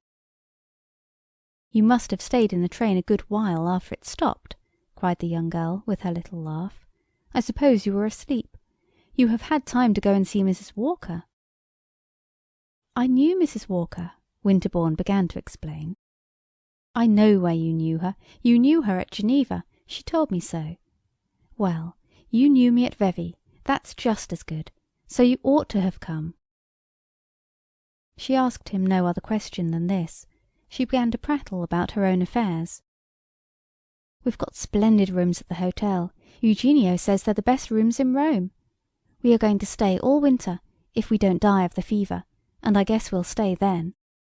It's a great deal nicer than I thought. I thought it would be fearfully quiet. I was sure it would be awfully poky. I was sure we should be going round all the time with one of those dreadful old men that explain about the pictures and things. But we only had about a week of that, and now I'm enjoying myself. I know ever so many people, and they are all so charming. The society's extremely select. There are all kinds, English and Germans and Italians. I think I like the English best. I like their style of conversation. But there are some lovely Americans. I never saw anything so hospitable. There's something or other every day. There's not much dancing, but I must say I never thought dancing was everything. I was always fond of conversation. I guess I shall have plenty at Mrs. Walker's. Her rooms are so small." When they had passed the gate of the Pincian Gardens, Miss Miller began to wonder where Mr. Giovanelli might be. "We had better go straight to that place in front," she said, "where you look at the view." "I certainly shall not help you to find him," Winterbourne declared. "Then I shall find him without you," cried Miss Daisy. "You certainly won't leave me," cried Winterbourne. She burst into her little laugh. "Are you afraid you'll get lost, or run over? But there's Giovanelli, leaning against that tree. He's staring at the women in the carriages. Did you ever see anything so cool?" Winterbourne perceived at some distance a little man, standing with folded arms, nursing his cane. He had a handsome face, an artfully poised hat, a glass in one eye, and a nosegay in his buttonhole. Winterbourne looked at him a moment, and then said, "Do you mean to speak to that man?" "Do I mean to speak to him? Why, you don't suppose I mean to communicate by signs?" "Pray understand, then," said Winterbourne, "that I intend to remain with you." Daisy stopped and looked at him, without a sign of troubled consciousness in her face, with nothing but the presence of her charming eyes and her happy dimples. "Well, she's a cool one," thought the young man. "I don't like the way you say that," said Daisy. "It's too imperious." "I beg your pardon if I say it wrong. The main point is to give you an idea of my meaning." The young girl looked at him more gravely, but with eyes that were prettier than ever. "I have never allowed a gentleman to dictate to me, or to interfere with anything I do." "I think you have made a mistake," said Winterbourne. "You should sometimes listen to a gentleman. the right one. Daisy began to laugh again. "I do nothing but listen to gentlemen," she exclaimed. "Tell me if Mr. Giovanelli is the right one." The gentleman with the nosegay in his bosom had now perceived our two friends, and was approaching the young girl with obsequious rapidity. He bowed to Winterbourne as well as to the latter's companion. He had a brilliant smile, an intelligent eye. Winterbourne thought him not a bad-looking fellow, but he nevertheless said to Daisy, "No, he's not the right one." Daisy evidently had a natural talent for performing introductions. She mentioned the name of each of her companions to the other. She strolled along with one of them on each side of her. Mr. Giovanelli, who spoke English very cleverly, Winterbourne afterwards learned that he had practised the idiom upon a great many American heiresses, addressed her a great deal of very polite nonsense. He was extremely urbane, and the young American, who said nothing, reflected upon that profundity of Italian cleverness which enables people to appear more gracious in proportion as they are more acutely disappointed. Giovanelli, of course, had counted upon something more intimate. He had not bargained for a party of 3. But he kept his temper in a manner which suggested far-stretching intentions. Winterbourne flattered himself that he had taken his measure. "He is not a gentleman," said the young American. "He is only a clever imitation of one. He is a music master, or a penny-a-liner, or a third-rate artist. Damn his good looks." Mr. Giovanelli had, certainly, a very pretty face, but Winterbourne felt a superior indignation at his own lovely fellow-countrywoman's not knowing the difference between a spurious gentleman and a real one. Giovanelli chattered and jested and made himself wonderfully agreeable. It was true that, if he was an imitation, the imitation was brilliant. Nevertheless, Winterbourne said to himself, "A nice girl ought to know." And then he came back to the question whether this was, in fact, a nice girl. Would a nice girl, even allowing for her being a little American flirt, make a rendezvous with a presumably low-lived foreigner? The rendezvous in this case, indeed, had been in broad daylight, and in the most crowded corner of Rome. But was it not impossible to regard the choice of these circumstances as a proof of extreme cynicism? Singular though it may seem, Winterbourne was vexed that the young girl, in joining her amoroso, should not appear more impatient of his own company, and he was vexed because of his inclination. It was impossible to regard her as a perfectly well-conducted young lady. She was wanting in a certain indispensable delicacy. It would therefore simplify matters greatly to be able to treat her as the object of one of those sentiments which are called by romancers lawless passions. That she should seem to wish to get rid of him would help him to think more lightly of her, and to be able to think more lightly of her would make her much less perplexing. But Daisy, on this occasion, continued to present herself as an inscrutable combination of audacity and innocence. End of section 4. Section 5. She had been walking some quarter of an hour, attended by her 2 cavaliers, and responding in a tone of very childish gaiety, as it seemed to Winterbourne, to the pretty speeches of Mr. Giovanelli, when a carriage that had detached itself from the revolving train drew up beside the path. At the same moment Winterbourne perceived that his friend, Mrs. Walker, the lady whose house he had lately left, was seated in the vehicle, and was beckoning to him. Leaving Miss Miller's side, he hastened to obey her summons. Mrs. Walker was flushed. She wore an excited air. "It is really too dreadful," she said. "That girl must not do this sort of thing. She must not walk here with you 2 men. 50 people have noticed her." Winterbourne raised his eyebrows. "I think it's a pity to make too much fuss about it." It's a pity to let the girl ruin herself." "She is very innocent," said Winterbourne. "She's very crazy," cried Mrs. Walker.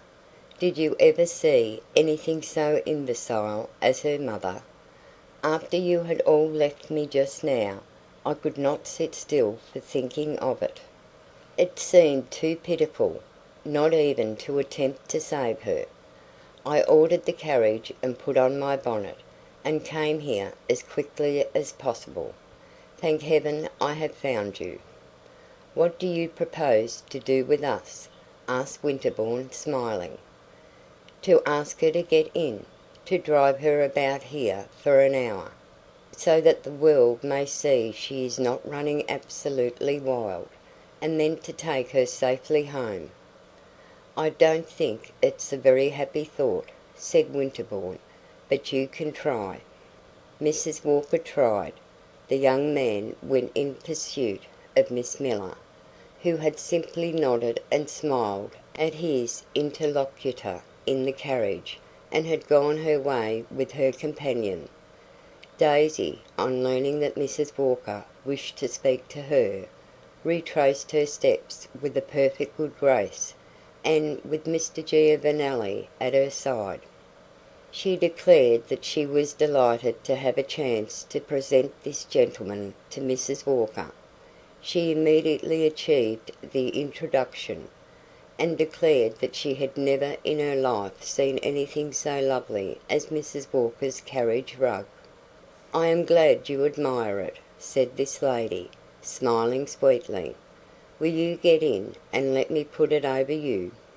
"Oh, no, thank you," said Daisy. "I shall admire it much more as I see you driving round with it." "Do get in and drive with me," said Mrs. Walker. "That would be charming, but it's so enchanting just as I am," and Daisy gave a brilliant glance at the gentleman on either side of her. "It may be enchanting, dear child, but it is not the custom here," urged Mrs. Walker, leaning forward in her victoria, with her hands devoutly clasped. "Well, it ought to be, then," said Daisy. "If I didn't walk I should expire." "You should walk with your mother, dear," cried the lady from Geneva, losing patience. "With my mother, dear!" exclaimed the young girl. Winterbourne saw that she scented interference. "My mother never walked 10 steps in her life. And then, you know," she added with a laugh, "I am more than 5 years old." "You are old enough to be more reasonable. You are old enough, dear Miss Miller, to be talked about." Daisy looked at Mrs. Walker, smiling intensely. "Talked about? What do you mean?" "Come into my carriage and I will tell you." Daisy turned her quickened glance again from one of the gentlemen beside her to the other. Mr. Giovanelli was bowing to and fro, rubbing down his gloves, and laughing very agreeably. Winterbourne thought it a most unpleasant scene. "I don't think I want to know what you mean," said Daisy presently. "I don't think I should like it." Winterbourne wished that Mrs. Walker would tuck in her carriage rug and drive away, but this lady did not enjoy being defied, as she afterward told him. "Should you prefer being thought a very reckless girl?" she demanded. "Gracious!" exclaimed Daisy. She looked again at Mr. Giovanelli. Then she turned to Winterbourne. There was a little pink flush in her cheek. She was tremendously pretty.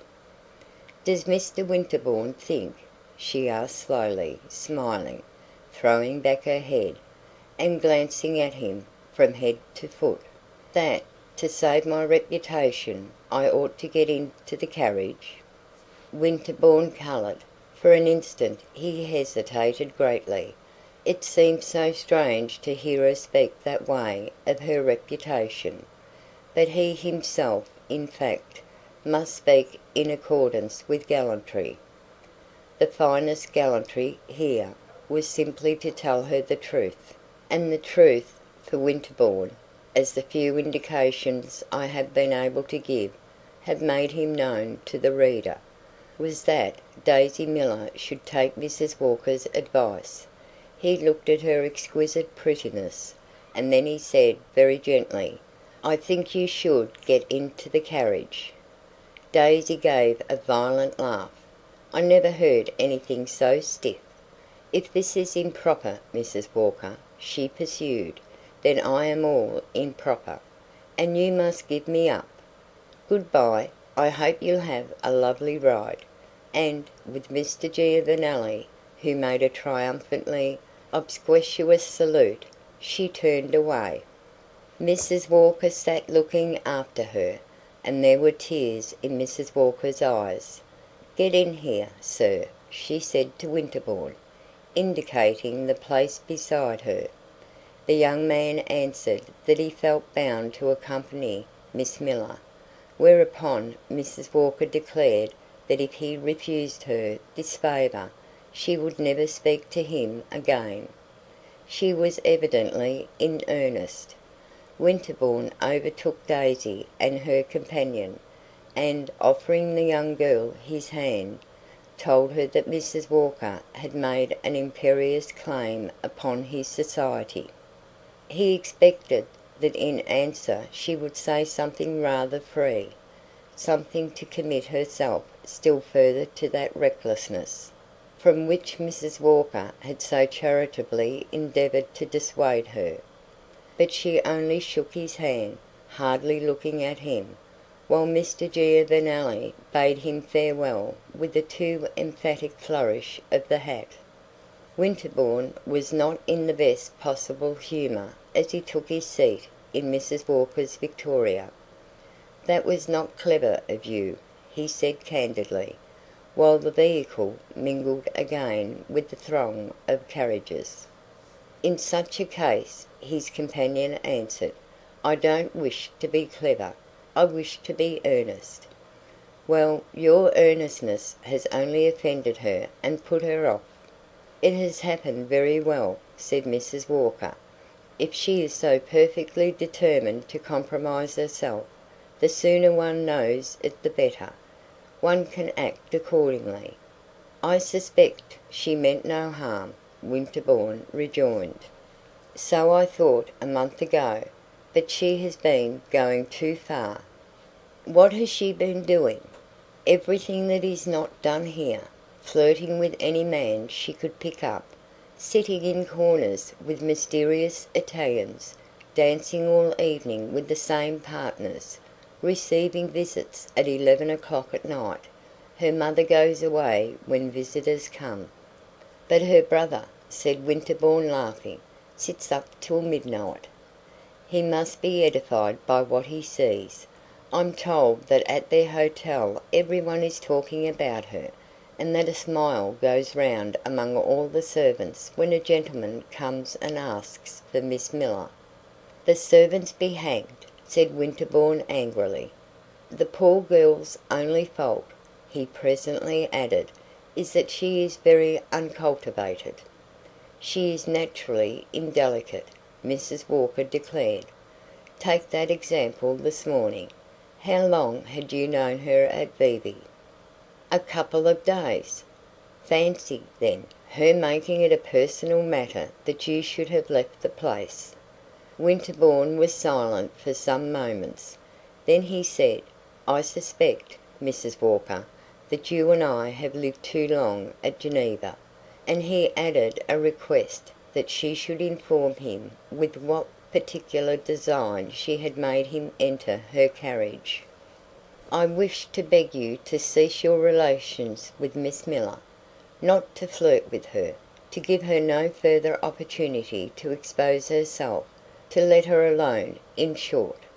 "I'm afraid I can't do that," said Winterbourne. "I like her extremely." "All the more reason that you shouldn't help her to make a scandal." "There shall be nothing scandalous in my attentions to her." "There certainly will be in the way she takes them. But I have said what I had on my conscience," Mrs. Walker pursued. "If you wish to rejoin the young lady, I will put you down. Here, by the way, you have a chance."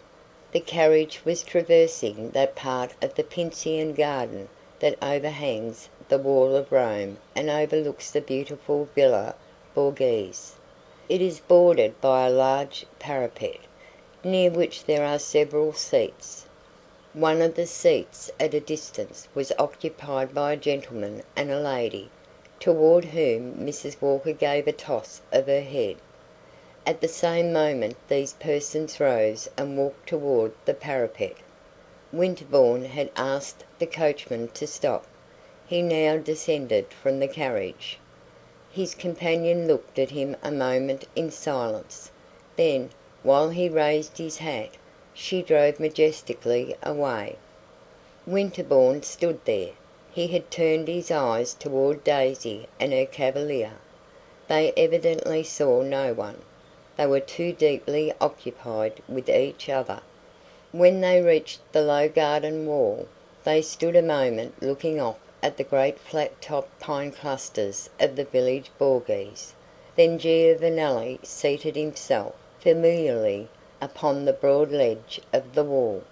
The western sun in the opposite sky sent out a brilliant shaft through a couple of cloud bars, whereupon Daisy's companion took her parasol out of her hands and opened it.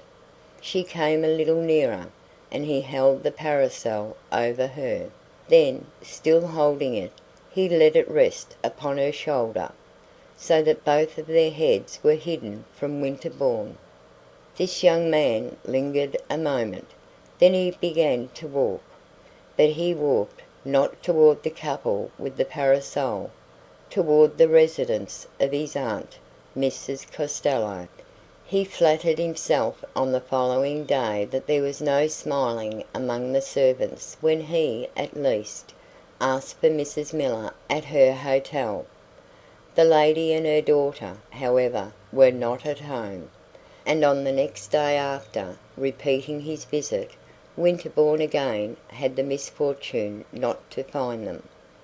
Mrs. Walker's party took place on the evening of the third day, and, in spite of the frigidity of his last interview with the hostess, Winterbourne was among the guests.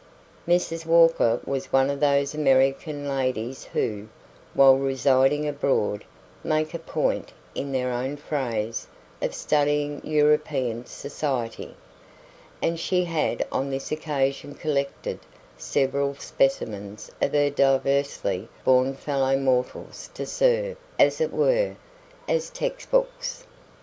When Winterbourne arrived, Daisy Miller was not there, but in a few moments he saw her mother come in alone, very shyly and ruefully.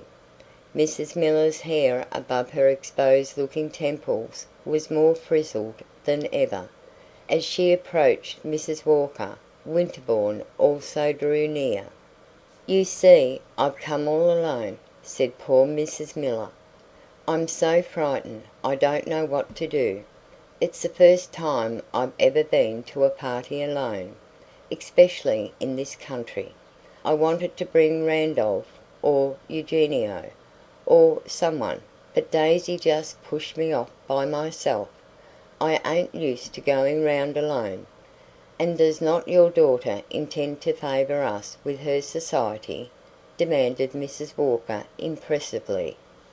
"Well, Daisy's all dressed," said Mrs. Miller with that accent of the dispassionate, if not of the philosophic, historian with which she always recorded the current incidents of her daughter's career.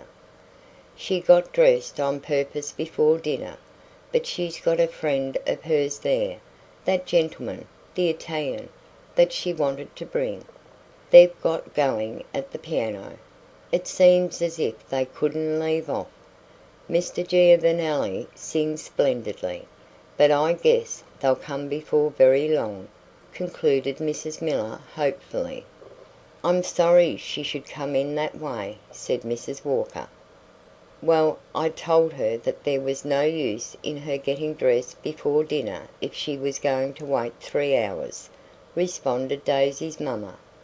"I didn't see the use of her putting on such a dress as this to sit round with Mr. Giovanelli."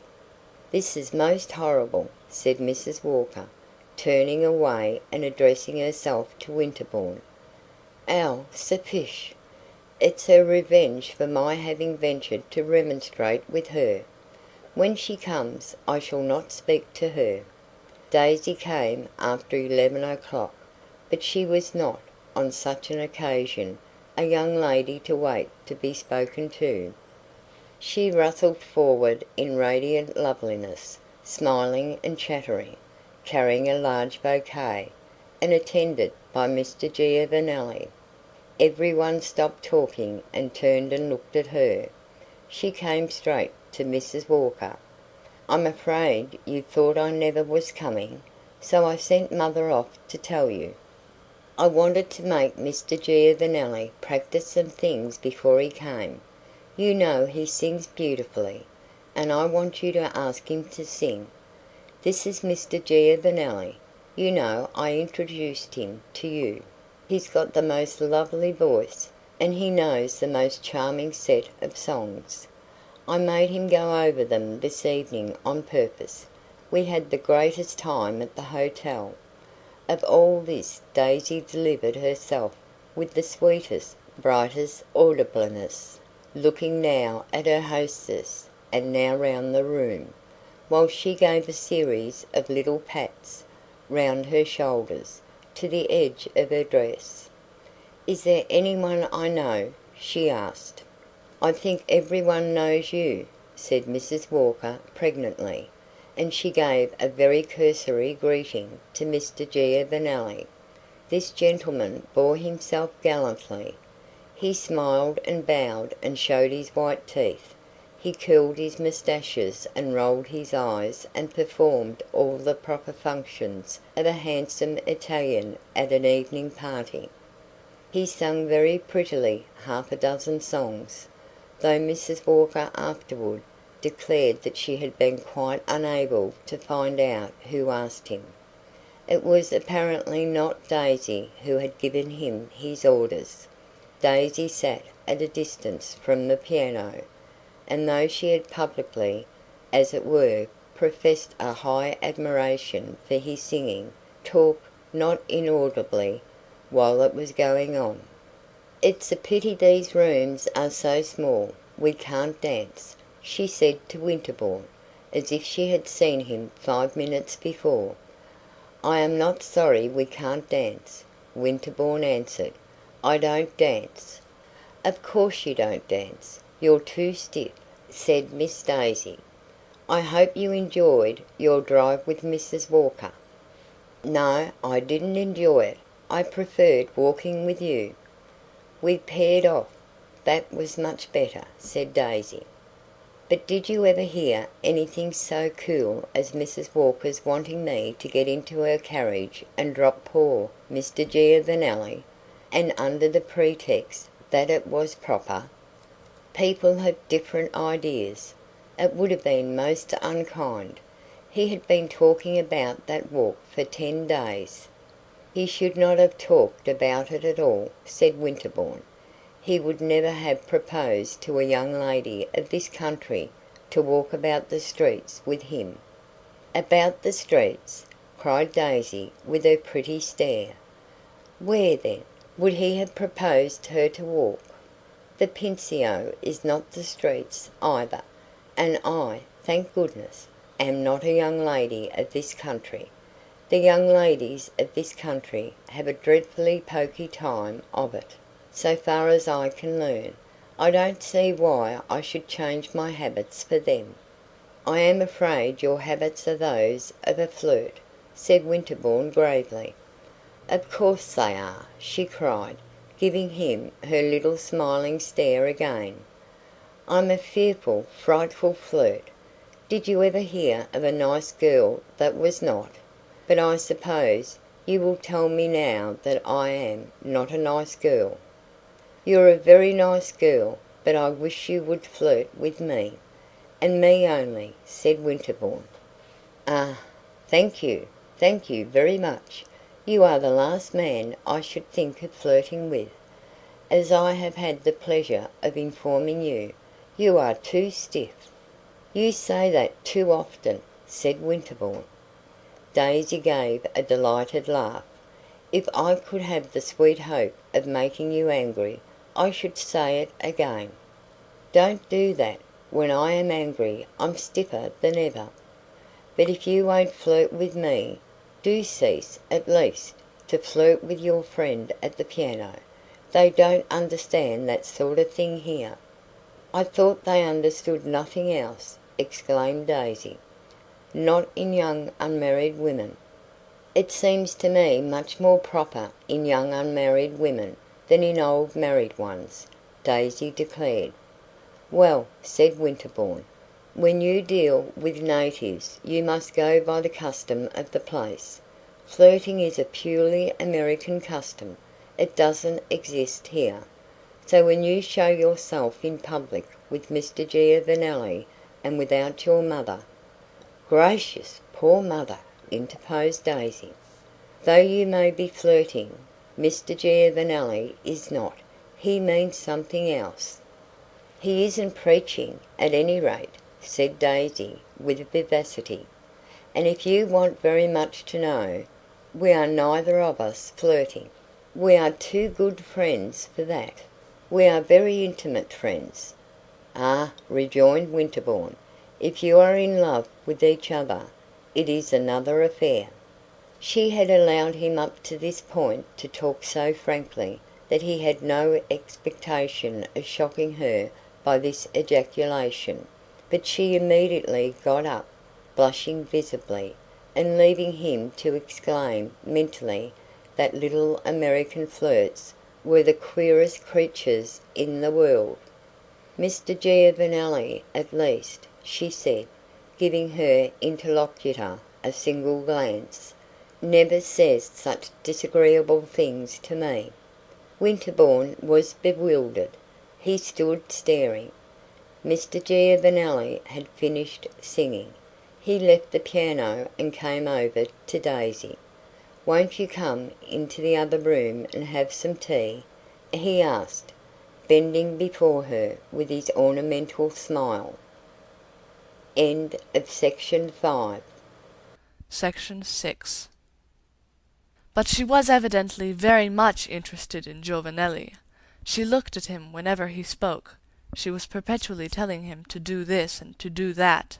She was constantly chaffing and abusing him. She appeared completely to have forgotten that Winterbourne had said anything to displease her at Mrs. Walker's little party. On one Sunday afternoon, having gone to St. Peter's with his aunt, Winterbourne perceived Daisy strolling about the great church in company with the inevitable Giovanelli. Presently he pointed out the young girl and her cavalier to Mrs. Costello. This lady looked at them a moment through her eyeglass, and then she said, "That's what makes you so pensive in these days, eh?" "I had not the least idea I was pensive," said the young man. "You are very much preoccupied. You are thinking of something." "And what is it," he asked, "that you accuse me of thinking of?" "Of that young lady's, Miss Baker's or Miss Chandler's, what's her name, Miss Miller's intrigue with that little barber's block." "Do you call it an intrigue?" Winterbourne asked. "An affair that goes on with such peculiar publicity?" "That's their folly," said Mrs. Costello. "It's not their merit." "No," rejoined Winterbourne, with something of that pensiveness to which his aunt had alluded. "I don't believe that there is anything to be called an intrigue." "I have heard a dozen people speak of it. They say she is quite carried away by him." "They are certainly very intimate," said Winterbourne. Mrs. Costello inspected the young couple again with her optical instrument. "He is very handsome. One easily sees how it is. She thinks him the most elegant man in the world, the finest gentleman. She has never seen anything like him. He is better even than the courier. It was the courier probably who introduced him, and if he succeeds in marrying the young lady, the courier will come in for a magnificent commission." "I don't believe she thinks of marrying him," said Winterbourne, "and I don't believe he hopes to marry her." "You may be very sure she thinks of something. She goes on from day to day, from hour to hour, as they did in the Golden Age. I can imagine nothing more vulgar." And at the same time, added Mrs. Costello, depend upon it that she may tell you any moment she is engaged. I think that is more than Giovanelli expects, said Winterbourne. Who is Giovanelli? The little Italian. I have asked questions about him and learned something. He is apparently a perfectly respectable little man.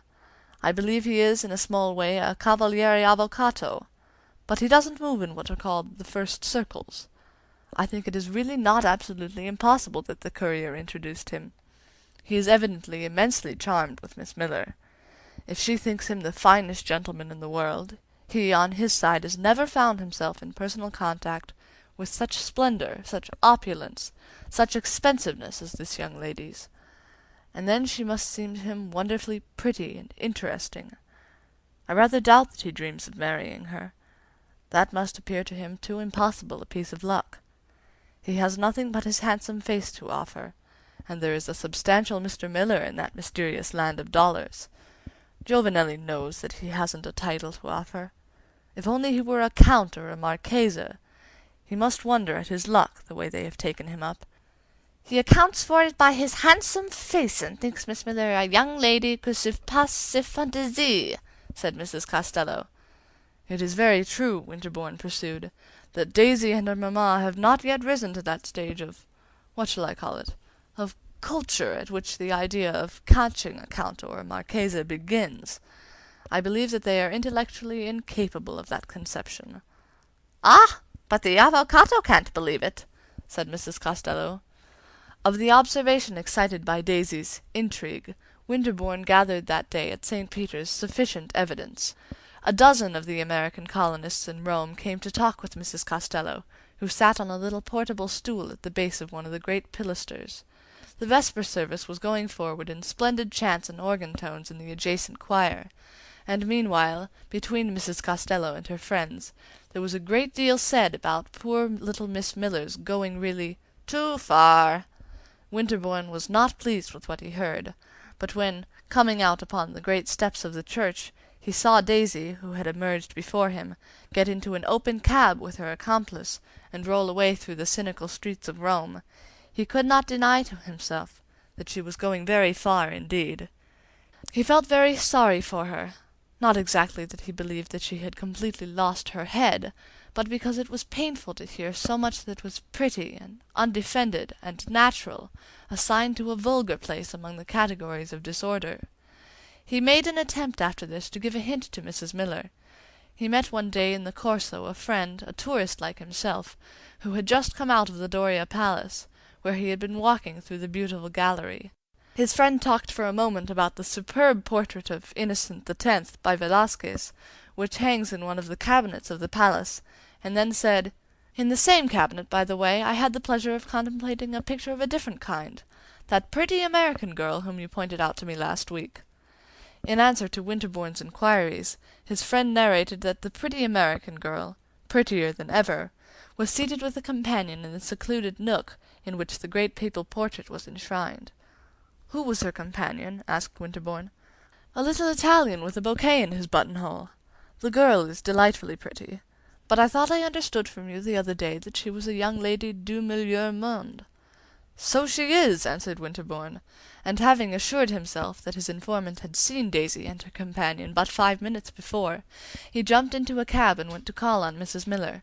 She was at home, but she apologized to him for receiving him in Daisy's absence. "She's gone out somewhere with Mr. Giovanelli," said Mrs. Miller. "She's always going round with Mr. Giovanelli." "I have noticed that they are very intimate," Winterbourne observed. "Oh, it seems as if they couldn't live without each other," said Mrs. Miller. "Well, he's a real gentleman, anyhow. I keep telling Daisy she's engaged." "And what does Daisy say?" "Oh, she says she isn't engaged, but she might as well be," this impartial parent resumed. "She goes on as if she was. But I've made Mr. Giovanelli promise to tell me if she doesn't. I should want to write to Mr. Miller about it. Shouldn't you?" Winterbourne replied that he certainly should, and the state of mind of Daisy's mamma struck him as so unprecedented in the annals of parental vigilance that he gave up as utterly irrelevant the attempt to place her upon her guard. After this Daisy was never at home, and Winterbourne ceased to meet her at the houses of their common acquaintances, because, as he perceived, these shrewd people had quite made up their minds that she was going too far. They ceased to invite her, and they intimated that they desired to express to observant Europeans the great truth that, though Miss Daisy Miller was a young American lady, her behavior was not representative, was regarded by her compatriots as abnormal. Winterbourne wondered how she felt about all the cold shoulders that were turned toward her, and sometimes it annoyed him to suspect that she did not feel at all. He said to himself that she was too light and childish, too uncultivated and unreasoning, too provincial to have reflected upon her ostracism, or even to have perceived it. Then at other moments he believed that she carried about in her elegant and irresponsible little organism a defiant, passionate, perfectly observant consciousness of the impression she produced. He asked himself whether Daisy's defiance came from the consciousness of innocence, or from her being, essentially, a young person of the reckless class. It must be admitted that holding oneself to a belief in Daisy's innocence came to seem to Winterbourne more and more a matter of fine-spun gallantry. As I have already had occasion to relate, he was angry at finding himself reduced to chopping logic about this young lady. He was vexed at his want of instinctive certitude as to how far her eccentricities were generic, national, and how far they were personal. From either view of them he had somehow missed her, and now it was too late. She was carried away by Mr. Giovanelli. A few days after his brief interview with her mother, he encountered her in that beautiful abode of flowering desolation known as the Palace of the Caesars. The early Roman spring had filled the air with bloom and perfume, and the rugged surface of the Palatine was muffled with tender verdure. Daisy was strolling along the top of one of those great mounds of ruin that are embanked with mossy marble and paved with monumental inscriptions. It seemed to him that Rome had never been so lovely as just then. He stood looking off at the enchanting harmony of line and color that remotely encircles the city, inhaling the softly humid odors, and feeling the freshness of the year and the antiquity of the place reaffirm themselves in mysterious interfusion. It seemed to him also that Daisy had never looked so pretty, but this had been an observation of his whenever he met her. Giovanelli was at her side, and Giovanelli too wore an aspect of even unwonted brilliancy. "Well," said Daisy, "I should think you would be lonesome." "Lonesome?" asked Winterbourne. "You are always going round by yourself. Can't you get anyone to walk with you?" "I am not so fortunate," said Winterbourne, "as your companion." Giovanelli, from the first, had treated Winterbourne with distinguished politeness. He listened with a deferential air to his remarks. He laughed punctiliously at his pleasantries. He seemed disposed to testify to his belief that Winterbourne was a superior young man. He carried himself in no degree like a jealous wooer. He had obviously a great deal of tact. He had no objection to your expecting a little humility of him. It even seemed to Winterbourne at times that Giovanelli would find a certain mental relief in being able to have a private understanding with him, to say to him as an intelligent man that, bless you, he knew how extraordinary was this young lady, and didn't flatter himself with delusive, or at least too delusive, hopes of matrimony and dollars. On this occasion he strolled away from his companion to pluck a sprig of almond blossom, which he carefully arranged in his buttonhole. "I know why you say that," said Daisy, watching Giovanelli. "Because you think I go round too much with him." And she nodded at her attendant. "Everyone thinks so, if you care to know," said Winterbourne. "Of course I care to know," Daisy exclaimed seriously. "But I don't believe it. They are only pretending to be shocked. They don't really care a straw what I do. Besides, I don't go round so much." "I think you will find they do care. They will show it disagreeably." Daisy looked at him a moment. "How disagreeably?" "Haven't you noticed anything?" Winterbourne asked. "I have noticed you. But I noticed you were stiff as an umbrella the first time I saw you." "You will find I am not so stiff as several others," said Winterbourne, smiling. "How shall I find it?" "By going to see the others." "What will they do to me?" "They will give you the cold shoulder. Do you know what that means?" Daisy was looking at him intently. She began to color. "Do you mean as Mrs. Walker did the other night?" "Exactly," said Winterbourne. She looked away at Giovanelli, who was decorating himself with his almond blossom. Then, looking back at Winterbourne, "I shouldn't think you would let people be so unkind," she said. "How can I help it?" he asked. I should think you would say something. I do say something." And he paused a moment. "I say that your mother tells me she believes you are engaged." "Well, she does," said Daisy very simply. Winterbourne began to laugh. "And does Randolph believe it?" he asked. "I guess Randolph doesn't believe anything," said Daisy. Randolph's skepticism excited Winterbourne to further hilarity, and he observed that Giovanelli was coming back to them. Daisy, observing it too, addressed herself again to her countryman. "Since you have mentioned it," she said, "I am engaged." Winterbourne looked at her. He had stopped laughing. "You don't believe," she added. He was silent a moment, and then, "Yes, I believe it," he said. "Oh, no, you don't," she answered. "Well, then, I am not." The young girl and her cicerone were on their way to the gate of the enclosure, so that Winterbourne, who had but lately entered, presently took leave of them. A week afterward he went to dine at a beautiful villa on the Celian hill, and on arriving dismissed his hired vehicle. The evening was charming, and he promised himself the satisfaction of walking home beneath the Arch of Constantine, and past the vaguely lighted monuments of the Forum. There was a waning moon in the sky, and her radiance was not brilliant, but she was veiled in a thin cloud curtain, which seemed to diffuse and equalize it. When, on his return from the villa, it was 11 o'clock, Winterbourne approached the dusky circle of the Colosseum, it recurred to him, as a lover of the picturesque, that the interior, in the pale moonshine, would be well worth a glance. He turned aside and walked to one of the empty arches, near which, as he observed, an open carriage, one of the little Roman street cabs, was stationed. Then he passed in, among the cavernous shadows of the great structure, and emerged upon the clear and silent arena. The place had never seemed to him more impressive. One half of the gigantic circus was in deep shade, the other was sleeping in the luminous dusk. As he stood there, he began to murmur Byron's famous lines out of Manfred, but before he had finished his quotation, he remembered that if nocturnal meditations in the Colosseum are recommended by the poets, they are deprecated by the doctors. The historic atmosphere was there, certainly, but the historic atmosphere, scientifically considered, was no better than a villainous miasma. Winterbourne walked to the middle of the arena, to take a more general glance, intending thereafter to make a hasty retreat. The great cross in the center was covered with shadow. It was only as he drew near it that he made it out distinctly. Then he saw that 2 persons were stationed upon the low steps which formed its base. One of these was a woman, seated. Her companion was standing in front of her. Presently the sound of the woman's voice came to him distinctly in the warm night air.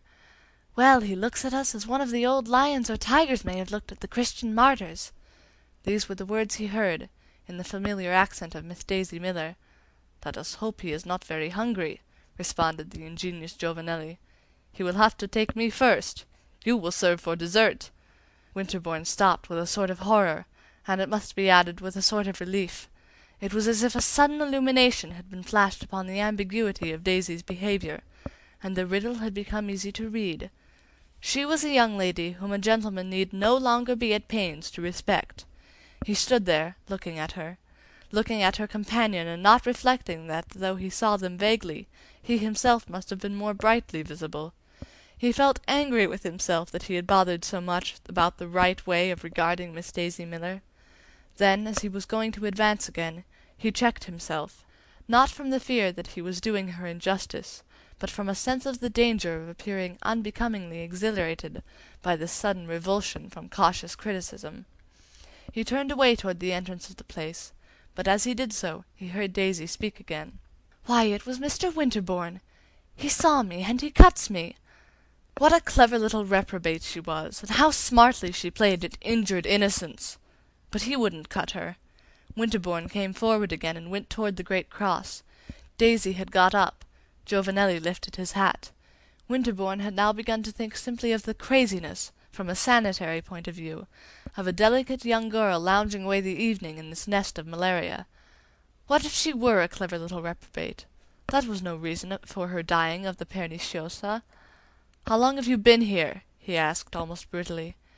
Daisy, lovely in the flattering moonlight, looked at him a moment. Then, "All the evening," she answered gently. "I never saw anything so pretty."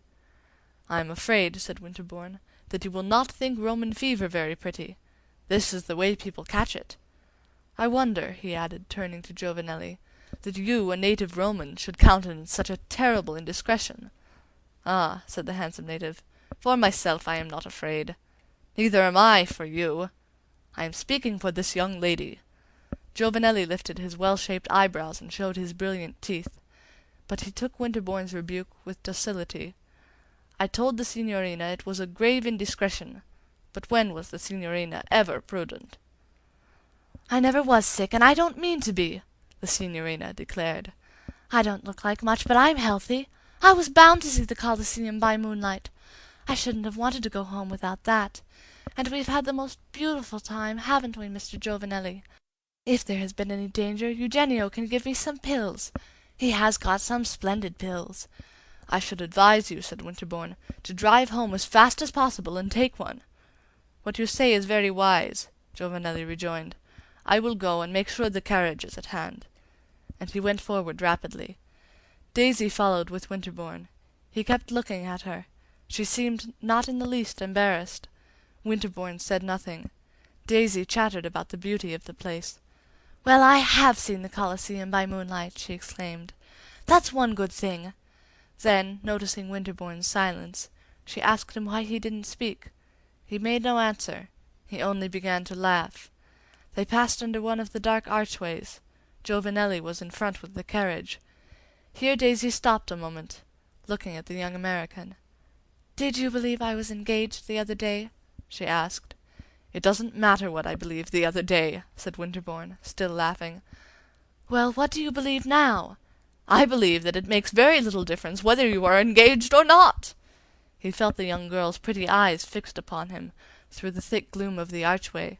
She was apparently going to answer, but Giovanelli hurried her forward. "Quick, quick!" he said. "If we get in by midnight we are quite safe." Daisy took her seat in the carriage, and the fortunate Italian placed himself beside her. "Don't forget Eugenio's pills," said Winterbourne, as he lifted his hat. "I don't care," said Daisy in a little strange tone, "whether I have Roman fever or not." Upon this the cab driver cracked his whip, and they rolled away over the desultory patches of the antique pavement. Winterbourne, to do him justice as it were, mentioned to no one that he had encountered Miss Miller at midnight in the Colosseum with a gentleman, but nevertheless a couple of days later the fact of her having been there under these circumstances was known to every member of the little American circle, and commented accordingly.